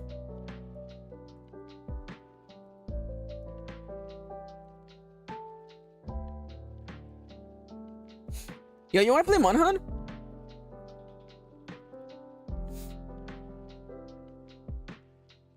How far into the rulebook are we? We have finished character lore questions, and now we're finishing character creation.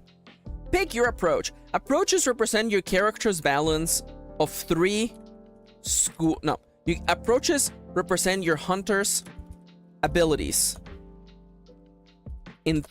Represent your hunter's abilities. Approaches represent your hunter's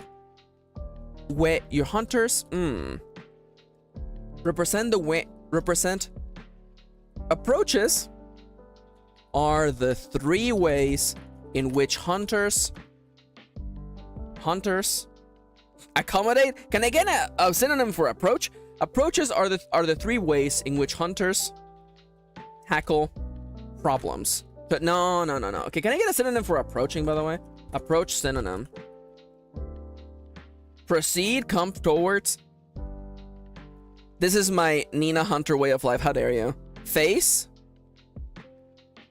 Yeah, Rice is really good for a method. Thank you.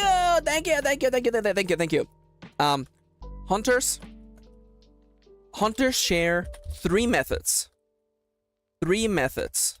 There are 3 hunting approaches. No. Oh my god. The wording here is the hardest part. Approaches. Approaches represent the 3 methods hunters use for combating monsters. I see. Strategy? Oh, no worries. Oh, good night, Crow. Have a lovely rest. Thank you for coming today. Bye-bye. So long, Bowser. Bye-bye. Approaches represent the represent the methods hunters use for combating monsters. There are 3 of them. Fast, heavy, and technical.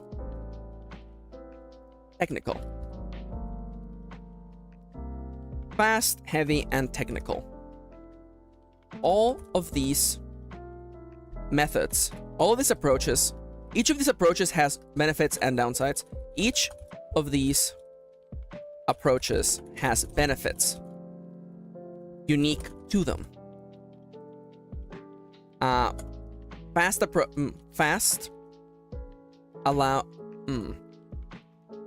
Choosing a fast approach may allow a hunter to make a second action after a successful attack. Choosing a heavy approach may allow a hunter to deal double damage, to deal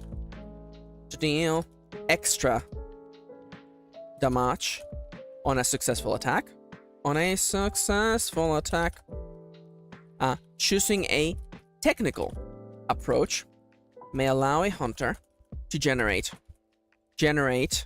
a number. No worries, Crow. Thank you for coming today. To generate an amount of momentum after a successful attack. All 3 are viable. As a hunter, you will have all 3 approaches. Though you must.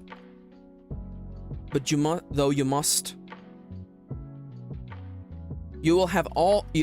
As a hunter, you will have access to all 3 approaches. Though you must choose. Though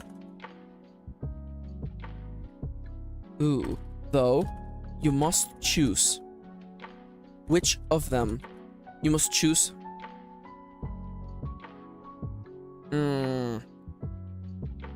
You will have access to all 3 approaches, though not equally. There you go, not equally. That's so much better.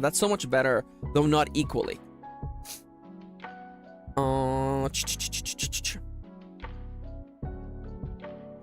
As part of character creation, you must now. Oh crap! I forgot about As part of picking a weapon, by the way, pick the playbook for that weapon.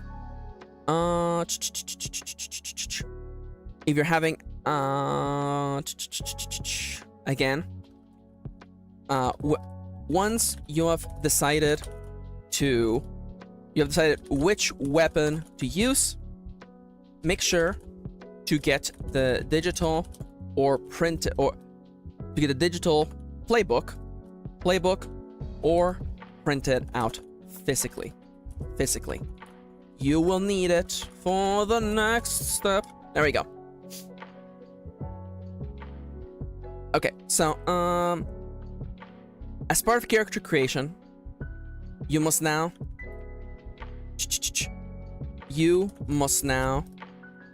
pick your starting approach. Please note that you will be able to change these later during play. You are not locked into this choice. Hunters are versatile. Versatile people who are always changing their approach to problems. So don't feel like you need to get this. So don't. Hunters are versatile people who are always changing their approach to problems. We're changing their approach to problems. Embrace this, and you will become. You will be a successful hunter. Successful hunter. All right. So, pick one.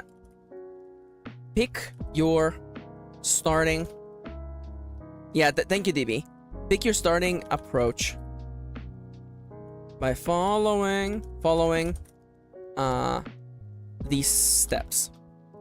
Select one approach to be your primary one. Primary one.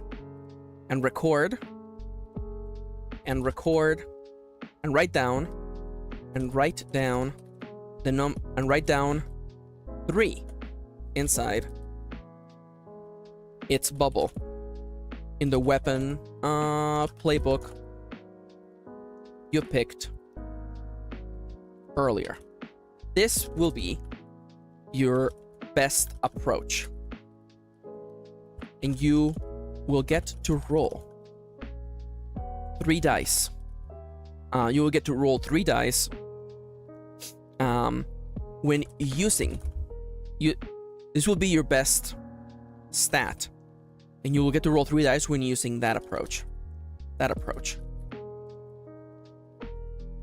Now, select one approach to be your secondary. And write down 2 inside its bubble. Lastly, write down 1 inside the bubble for the last approach.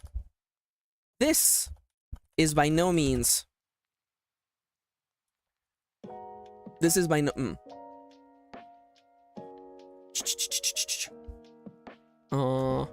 When rolling this stat, you will get.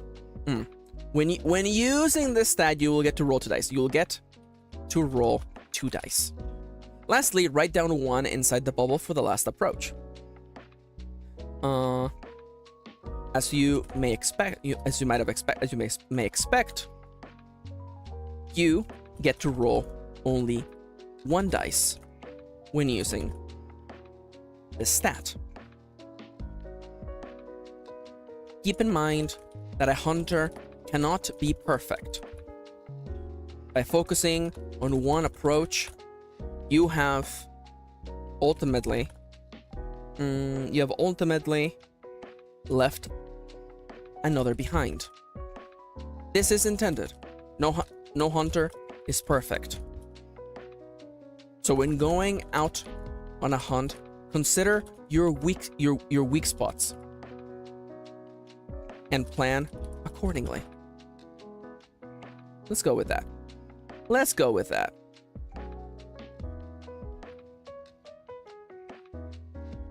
I'm thinking, what do hunters begin with? Let's give them like 5 potions to start with. Healing tonics, I think. 5 healing tonics, and let's give them $500. No hunter is perfect, so when going out on a hunt, consider your weak spots and plan accordingly. Alright. Last thing, pack your bags and go. There you go. Pack your bags. Pack your bags. All right. What is the list of? I have a list of all the items in the game. Let me see if there's like. There's a part of me is like, oh, wouldn't it be cool if there was like a sheet of random items you get? But that's also like a lot of work.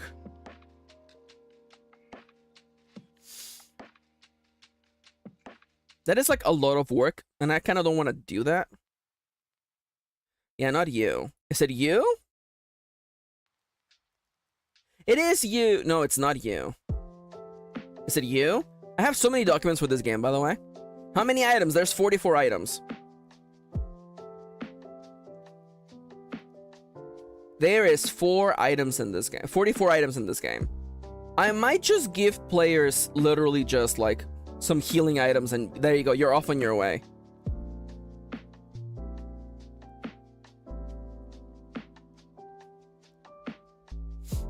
Yeah, just literally just healing tonic. There you go. You start with 5 healing tonics and 500 money. There you go. That's it. Get out of here.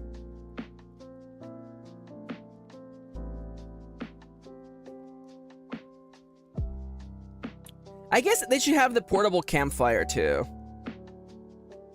You should no, you should have to craft it. Yeah, I should have to craft it. Yeah, it's true. You're right. You're right. Pack your bags. Over on your character sheet, you are not leaving. You are not. You're not on the road empty-handed. The following. You're not on the road empty-handed. You are carrying with you everything that you're carrying with you. All the bare necessities for you to be able to hunt and do your job. And the little extra. Record the following on your character sheet. On your character sheet, on the side that lists your inventory. You start with 5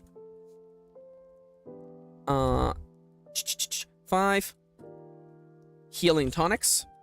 5 healing tonics. 500 500 coins. 500 is too much. It might be fine. Okay, so 5 healing tonics, 5 coins. Healing tonics. Healing tonic is the most basic of healing items a hunter knows to make and use. How much do items cost? Average items are really cheap. Crafting armor is what's going to be the most expensive. And also, like, money doesn't work as you think it might work. Healing tonic is the most basic healing items a hunter knows to make and use. When used during combat as part, like 5 coin cheap, I would say that like, because you can buy or 100 gold cheap.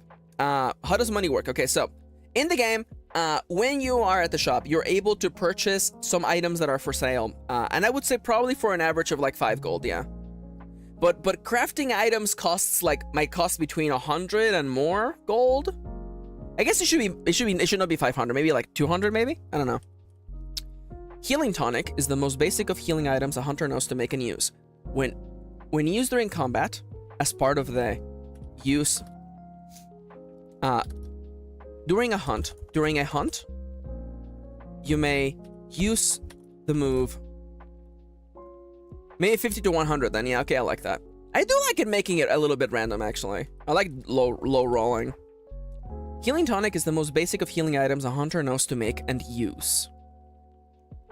Make and use.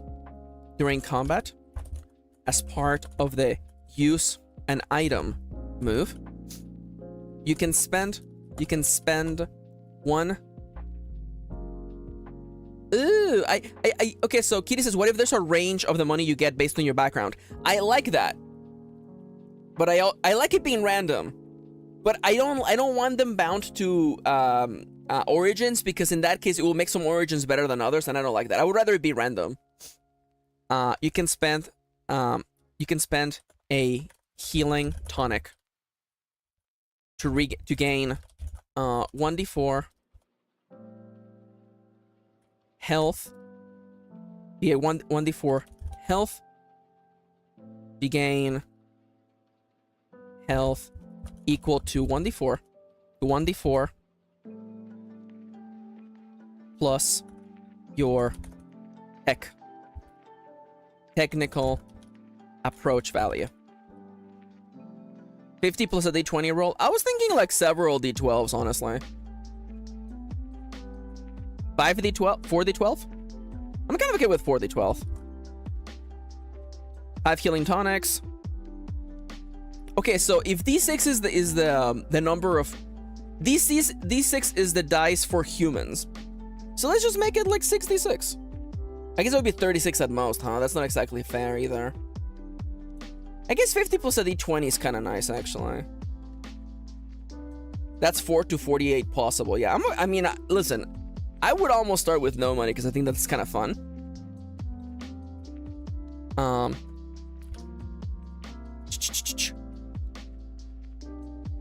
You,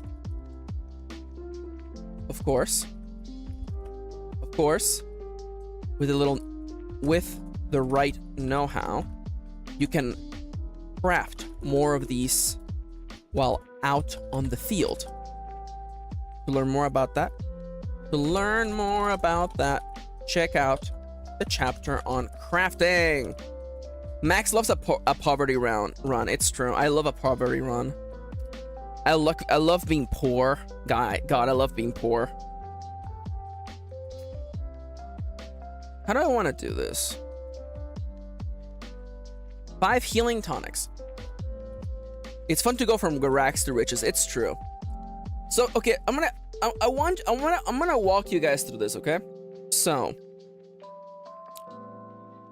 I guess it could just be coins, I guess. So the way that I like to think about this, in the Monster Hunter games, particularly Monster Hunter Generations Ultimate, there is money, but there's also a points currency. A points currency. As you do quests for a particular town, there's like 5 towns, by the way, in Monster Hunter Generations Ultimate.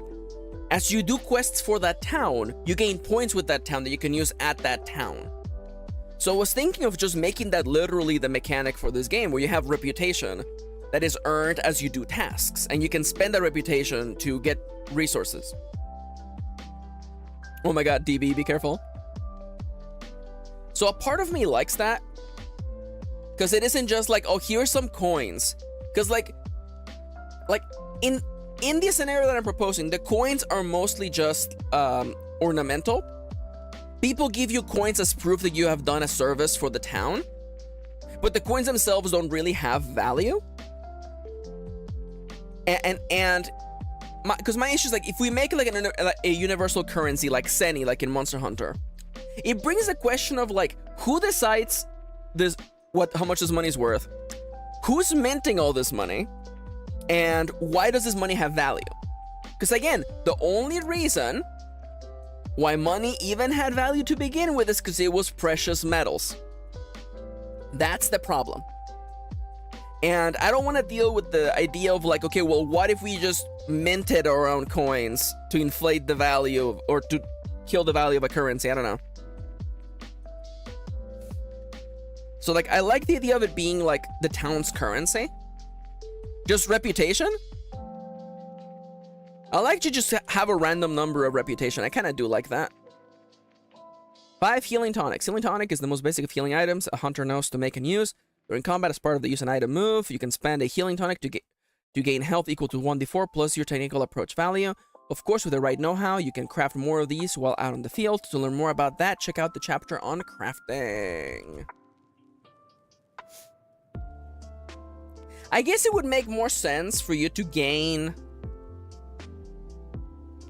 I guess it would make more sense for you to gain the reputation when you get to town.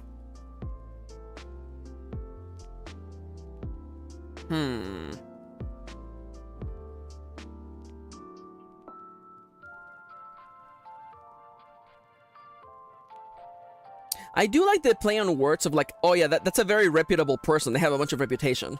they have big bags of reputation at home. Mr. Moneybags, Mr. Reputation bags.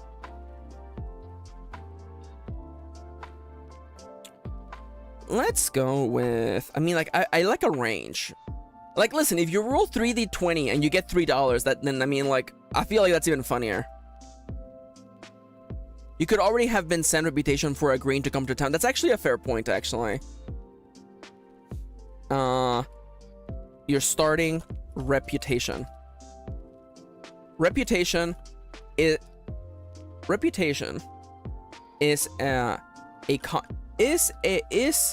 the currency of the new world. Reputation is the currency of the new world. As part of helping, every village has their own version of it. Some pay you in shells, while others do in coin. The object you earn is not valuable by itself, but rather, no, the object you earn is not valuable, is not usually valuable, such as coins made of gold, such as coins made of a precious metal, but rather, it is what the coins represent, what the reputation token represents that gives them value. Yeah, it's a token of your reputation. There you go. I like that, actually. But rather is what the reputation token represents that gives them value. Reputation is gained as part of serving the village. People earn them when selling to the local shop and trade it in exchange of goods. In this way, the local blacksmith need not tend their own garden, for they already provide a service to the economy.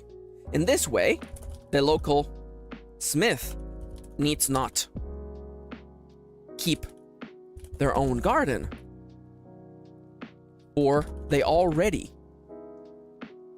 serve a purpose to the town. Their reputation is obvious. They provide service. They are valued. In the same way, reputation can be exchanged for goods and services. Thank you. They provide a service. They are valued. They have reputation. In this same way, you will earn reputation when going out on the hunts. You will not have to keep your own garden, your own orchard, because you can exchange. Yeah, it's fine. In this way, you will earn reputation when going out on hunts. Of course. The Romans had something like that. I believe some ancient civilizations used tokens to pay workers who could turn in for a meal at a local business. That makes sense. Of course. Every village has their own twist on this currency. And the village you're heading to is no different. Right now, take a chance to envision what the local currency of this place is. What if you use reputation to buy things? Does it go down? The thing I want you to understand is that reputation would affect you, don't think reputation is more of a kind of liquid resource in this case. Yes, it would effectively go down, just the same way. Let's say there's someone in town. The blacksmith serves a purpose, and clearly they earn reputation for their work. And imagine that the blacksmith has taken on more things than they have reputation for. Think of it like this, okay? So the blacksmith has not done their work in a while, and they have no reputation to be able to purchase other goods. Of course, clearly, this is not capitalism. Clearly, I feel that in this setting, depending on the situation, members of the village would be like, you know, don't worry about giving me a reputation for this handful of bread. Don't worry about that. Feed your family, you know? I consider reputation to be more of like an abstract way for people in the village to be like everyone is doing their part. You know? Think of it like a tangible way to handle like goodwill. Right now, take a chance to envision what the local currency of this of the village you're heading to is. Because you already have a little reputation. Simply by accepting to become the village's hunter, you have gained a little. You have gained a little reputation. Envision what it is. Envision on your character sheet. Gain. The only problem is if you spend all your reputation on armor, do you keep it or can you keep buying items? I would say, I guess the fictional,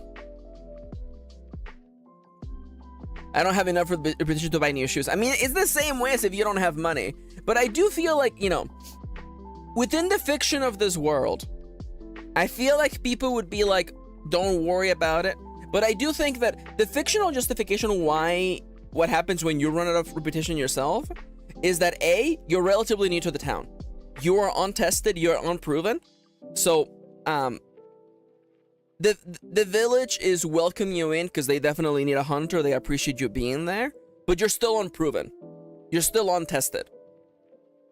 So, and the one thing I want to make it clear, okay?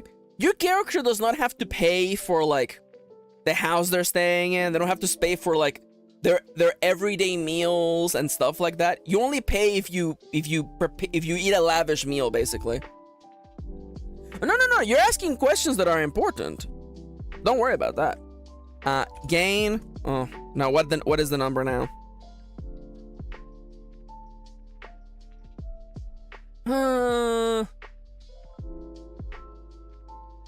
I would fight monsters for free rent. See, there you go. Yeah, I'm gonna have to see it because I'm already thinking of like changing Iron Valley to be more like this, where there is like, you know, an actual currency that is exchanged. We'll see. Now, what is the number? Hi, Chips. Welcome back. Welcome. Hi, Chips. Love you. How you doing, friendo? Ahoy, hoy.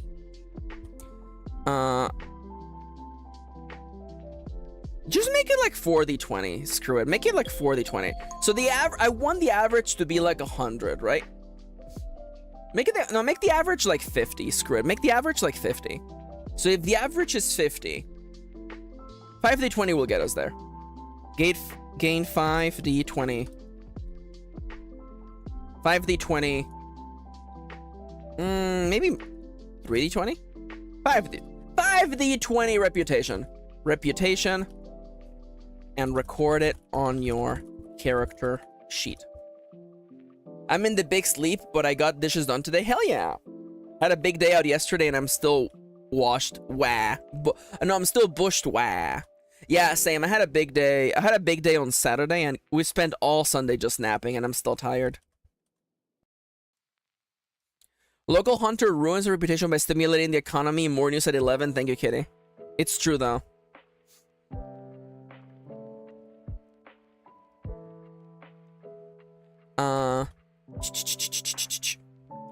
If you happen to get a relatively low or high roll, take this as a chance to envision why the small village would give you so little or so much reputation. Do they doubt your abilities? Are they in dire need of any help they can get? Any help they can get?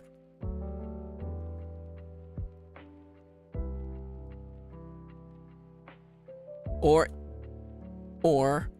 is there something else going on that they didn't tell you. Envision your arrival. This is literally the last step. How dare you buy my goods? By the way, the timer, I can't interact with the timer because I'm making too many snails, by the way.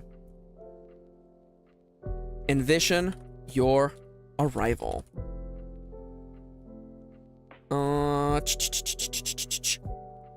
Pack your bags. Envision your arrival.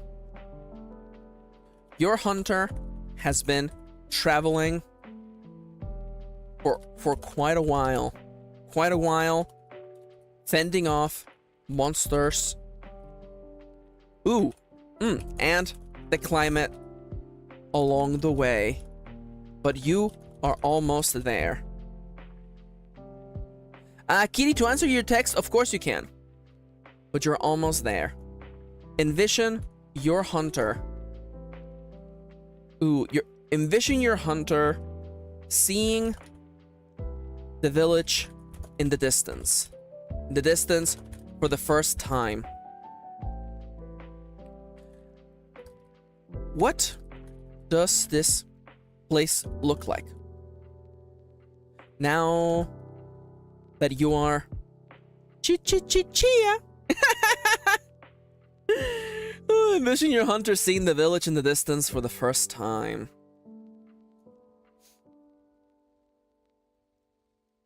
And time. And then take the final steps into that place. And then make your entrance. Now, oh my god. That and pet rocks, man.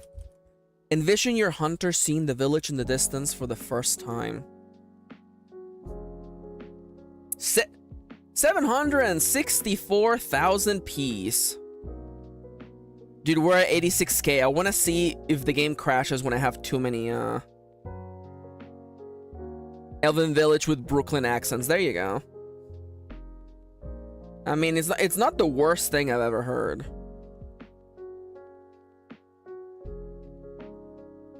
Alright, let's plant all of this, water all of this, and now we're good to keep going. Meant to raise that? Oops. Listen, it's fine. Don't worry about it. Envision your hunter seeing the village in the distance for the first time. This is the place you have sworn to protect with your life. This will be your home. At least for now.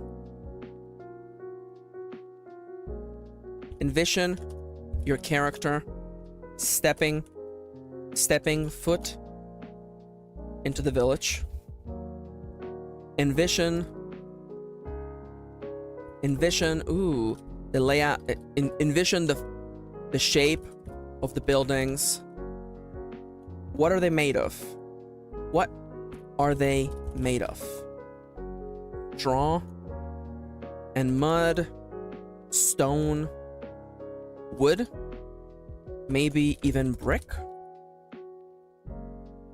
Is there any rules for leaving for another village or hunting grounds? There will be later rules for helping other villages, but in this base version, you are primarily in one village and you progress through one village. There will be multiple hunting grounds though. There will be one hunting ground generation, forest and hills, available in the first beta, and I will be adding a desert later. I'm thinking like, I want like, clearly the order would be like forest and hills, a desert, a jungle, a tropical jungle, an icy place, and then we do like a volcanic area. It's kind of like the last area of the game. That's the mental idea. Would maybe even brick? What do the people here look like? How do they welcome you, a stranger? How do they welcome you? Are they warm and inviting, or do they look away at the sight of a stranger? You have to purchase the deluxe edition for other villages. It's true. Oh my god. Make sure to purchase the day 1 edition to get the slime stick. Custom weapon, the slime stick. It's a stick. It's got slime on it. If you're like, what's on the end of the stick? It's this guy. Type slime in chat with capital S for a surprise. It's slime. Oh my god. Get the slime weapon pack. Sign me up. There you go. More like slime me up. Are they warm and inviting, or do they look away at the sight of a stranger? Envision your arrival. So, fun fact, normally this is the part of the game where I would just let you go, but actually this game has actually an additional series of steps where you introduce yourself to the town. Your first day in the village. As part of setting up your village, you're a hunter. The village you're going to be staying in. The village you're staying in is as important of a character as your hunter.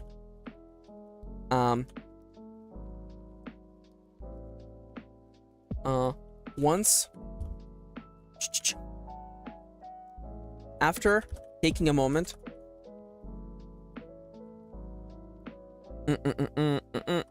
are they warm and inviting, or do they look away at the sign of a stranger? After considering these questions, move on to the next step. It is time for you to meet. It is time for you to meet the town elder and introduce yourself to everyone. The village you're staying in the village you're staying in is as important of a character as your hunter. In this section, you will go through a guided first day in the village. First day to help you not only generate the characters you will be spending. I took a break. Yeah, I took a break. For sure. You'll be not only to generate the characters you'll be spending time with, but also to get used to the plethora of systems. They did not. What are you talking about? What? I can't believe DB would rat me out first chance they got. First chance. Mission failed. We'll get them next time. All right, I'm stretching. I'm up on my feet. I'm stretching. Your Honor, I'm stretching. I like DB. DB ratted me out right away. In a heartbeat, they say. All right. I am stretching to the ceiling. I am T-posing to assert my dominance. And I'm gonna bend down and touch my toes. Oh, everything popped. Kitty, I have a question. So, you were able to pick up that copy of Neuromancer?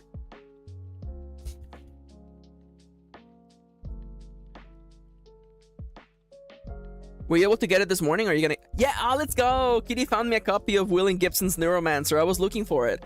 Is it the new cover, or is it the old... It is in great condition. Is it the new Toxic Green cover, or is it an old cover? Oh my god. Neuromancer, William Gibson. Yeah, the green cover, let's go! Someone must have just turned it in. I love that. I'm so happy. Thank you, Kitty! It's this toxic-ass green cover for the book, by the way. Hell yeah, I've been wanting to read it. This is, what many people consider this to be the first cyberpunk piece of fiction of all time, so I'm excited to read it. It features hackers trying to make money by selling RAM that is like 256 kilobytes. So I'm excited to see how well it's aged. But also to get used to the plethora of systems you will be interacting with.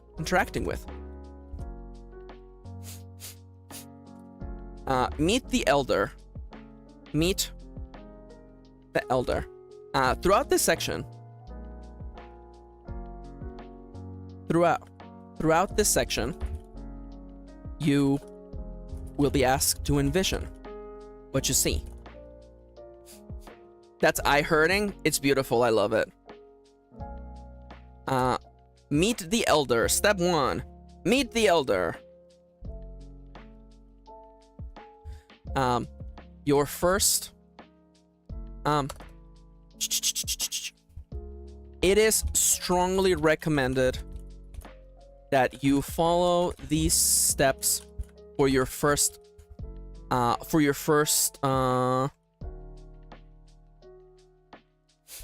my god, no, man.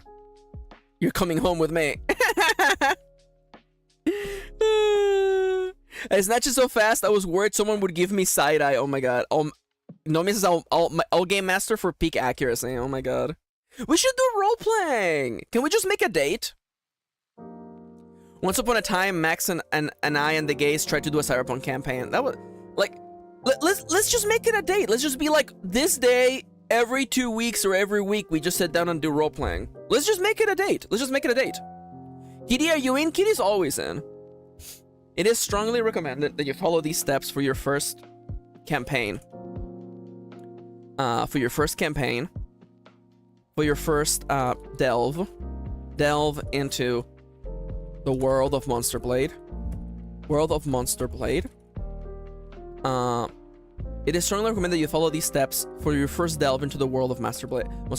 If this is not your first time, if this is not your first campaign, feel free. It is strongly recommended that you follow these steps. Role-playing is hard for me, so scheduling it makes it easier. Should we do... like, it should be on stream. It should be on stream. It should be on stream because we are hilarious people. I want people to be able to see how hilarious we are. Honestly, let me... I'll DM. I love MCing. I'll DM. Let's literally just start... Let's have, like... Let's do, like, session, like, -1. Yeah, Nomia knows the guy who wrote the Cyberpunk Melbourne game, which is really funny. It is strongly recommended that you follow these steps for your first delve into the world of Monster Blade. Though, if this is... For later campaigns, you may mix up the order or bypass it entirely, up to you. No, you know what? As this will introduce you, as this will serve as a kind of tutorial. Yo, it's Pokemon Black and White's 13th anniversary? Hell yeah. Hi, Ganon. Welcome back. Welcome. Y'all wouldn't recover. It's so true, though. Imagine if we could get Plague. Oh my god. No, Mia, let's just literally, like... you know what? I'm gonna say it, okay? Thursday night, aka Wednesday morning for you. How's that? Thursday night, we do role playing,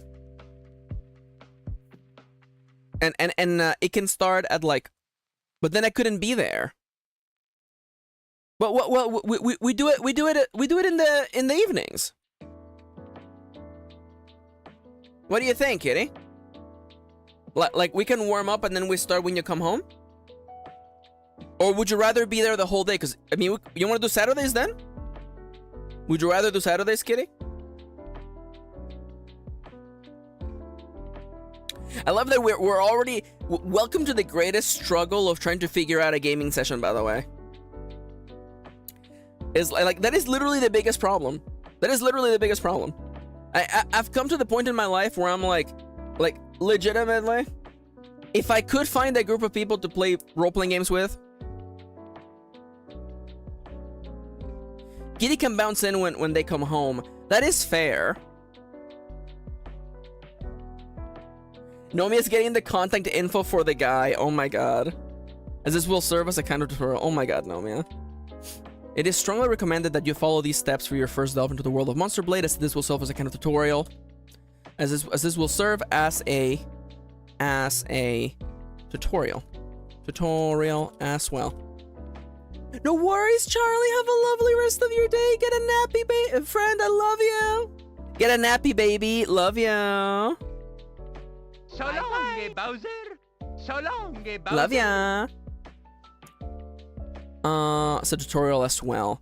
Meet the Elder. Your first task will be to meet the person in charge. Thank you, Kitty. In order to do this section, you will need a digital or physical printed version of the village playbook. It is several sheets long, so make sure you get all of them. Yeah, we could also do some fiasco and shit. It's true. It's true. It is several sheets long, so make sure you get all of them. You get all of them. It may seem like a lot, but it will make it will make your playthrough a breeze. Promise. It'll make your playthrough a breeze. I promise. Promise. Alright, it is strongly recommended that you follow these steps. Max really did say fuck your printer. I'm sorry, this game plays so much better if you have all the sheets printed out physically, okay? I will also make a digital printable version, by the way. I will make it for sure. I'm joking, yeah. Behind every joke, there's a little bit of truth. Your first task will be to meet the person in charge. You need so much sheet to play this game. How dare you, Ronnie? I love you, Ronnie. I could never be mad at you. I love you. Your first task will be to meet the person in charge. Take the elder, the town elder, the village elder, sheet. Take the village elder sheet. This sheet contains... You know what, actually, let's first make the character, by the way. Take the village elder sheet and create this town's elder using the tables on the top of the page. Roll to see the Iron Sworn duty. Oh my god. Paladin of puns. Pun Laden if you must. How dare you. LOL duty. Maxi, I could never be mad at Ronnie. Kitty, on the other hand, though, listen now. It's because you should know better. But Ronnie doesn't, okay? Ronnie's a little guy. Ronnie's a little guy. He fits in the palm of your hand. I love him. Take the village elder sheet and create this town's elder using the tables on the top of the page. You will first pick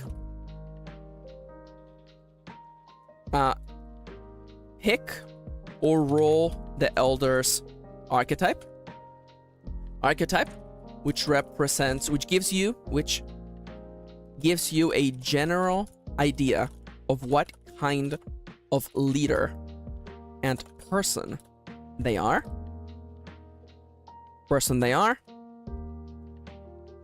Pick or roll the elder's demeanor, which tells you how they carry themselves and how they might react. How they carry themselves.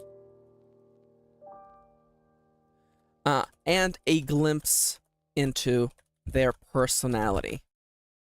Lastly, using the pick a name for them or roll on the names oracle. Names oracle. Now that you have your very own. Now that you have a town elder that is unique to your game, envision what they look like. Imagine how they carry themselves. I forgot about pronouns. Pick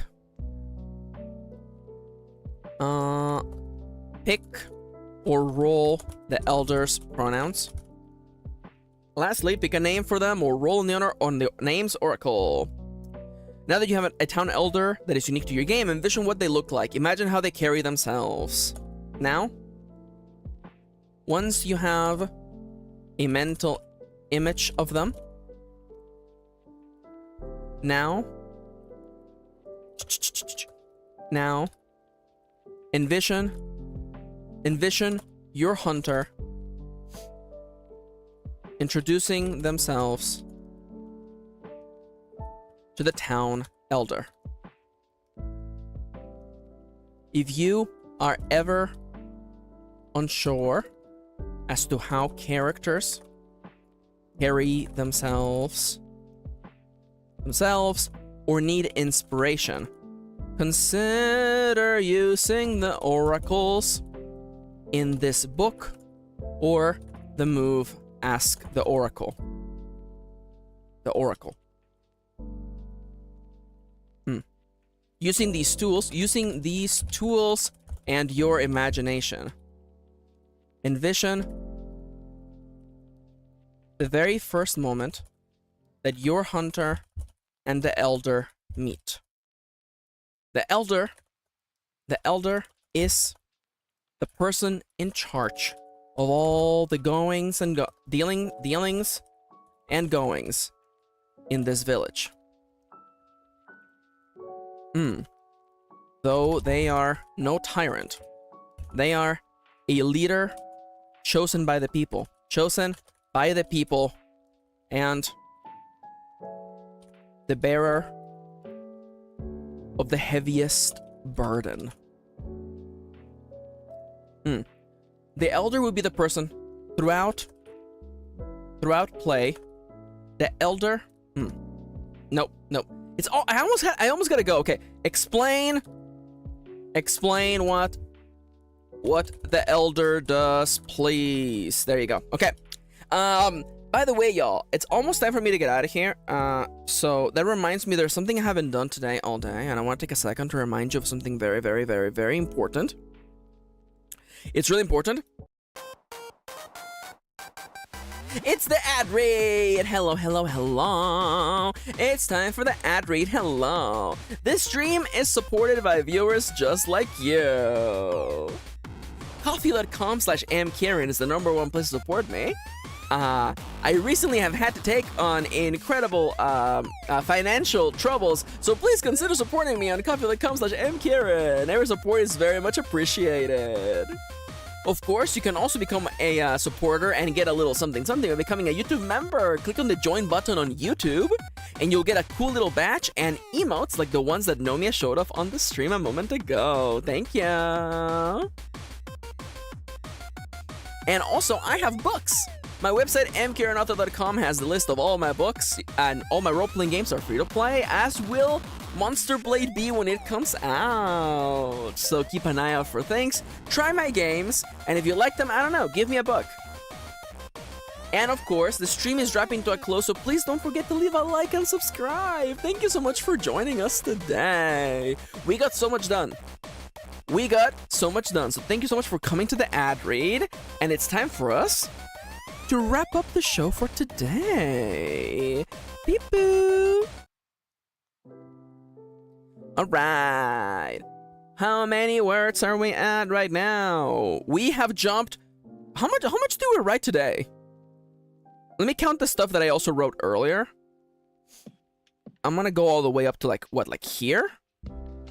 Yeah, I didn't do the characters. I mean, I didn't actually do these actually. Let's go like here. How many words is this? 3,000 words. That's not bad. Oh, Nomiya streaming later is true. Oh, hell yeah, Ganon. Welcome to the Discord. We share memes and we have a very nice and quiet, sleepy Discord, which I very much appreciate. Nomiya streaming later today. What's Nomiya streaming today? Let me go check my friend though, Nomiya Vikshi, by the way. Nomiya Vikshi is streaming. Oh no, you're not streaming today. It was a lie. Nomiya, oh, you're doing Storyteller tomorrow? Nomiya's doing Storyteller. Oh hell yeah. Yo, go follow Nomiya anyway. Yeah, Nomiya's playing Storyteller on Tuesday. Our Tuesday, and on Thursday they're playing Persona 4 Golden, and then they're doing a making stream assets on Friday. Hell yeah. No worries, Nomiya, you're good. You're good. Okie dokes. Well, y'all, it's 2 o'clock. It's time for me to get out of here. I want to say, yeah. Come watch Nomiya play Storyteller tomorrow. I'll be there tomorrow, by the way. Anyways, it's time for me to get out of here. Oh, Lord Peace. Hi, Lord Peace. Welcome. I'm literally about to get out of here. Thank you so much for coming. I love you all. Remember, if you're having a tough time, remember, keep on doing your best. Keep on going on, working hard, one day at a time. That's really all there is to it, okay? I know that life can be very, very hard, but don't give up. Keep on fighting, and I promise you, the good days are ahead of us. Hi, May. Welcome. Take care, everyone. I love you all. Have a lovely, lovely rest of your day, and I'll see you all tomorrow for more productivity. Bye-bye. Beep boop. Okay, that's all the time I've got.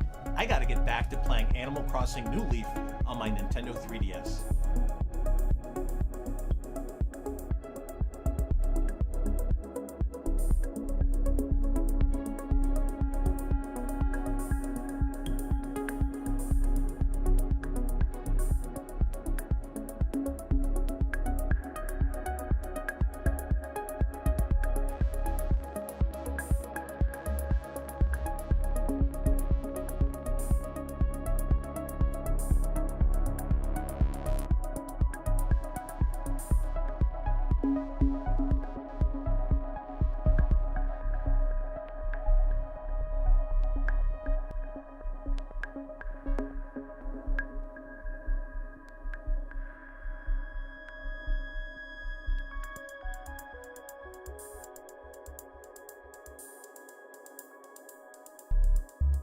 Hey there. I don't really have like a secret ending for today's stream. So honestly, I'm just gonna hit you with a sound that I don't get to play that often. So, yeah. See you tomorrow. Bye-bye. Was that the bite of 87?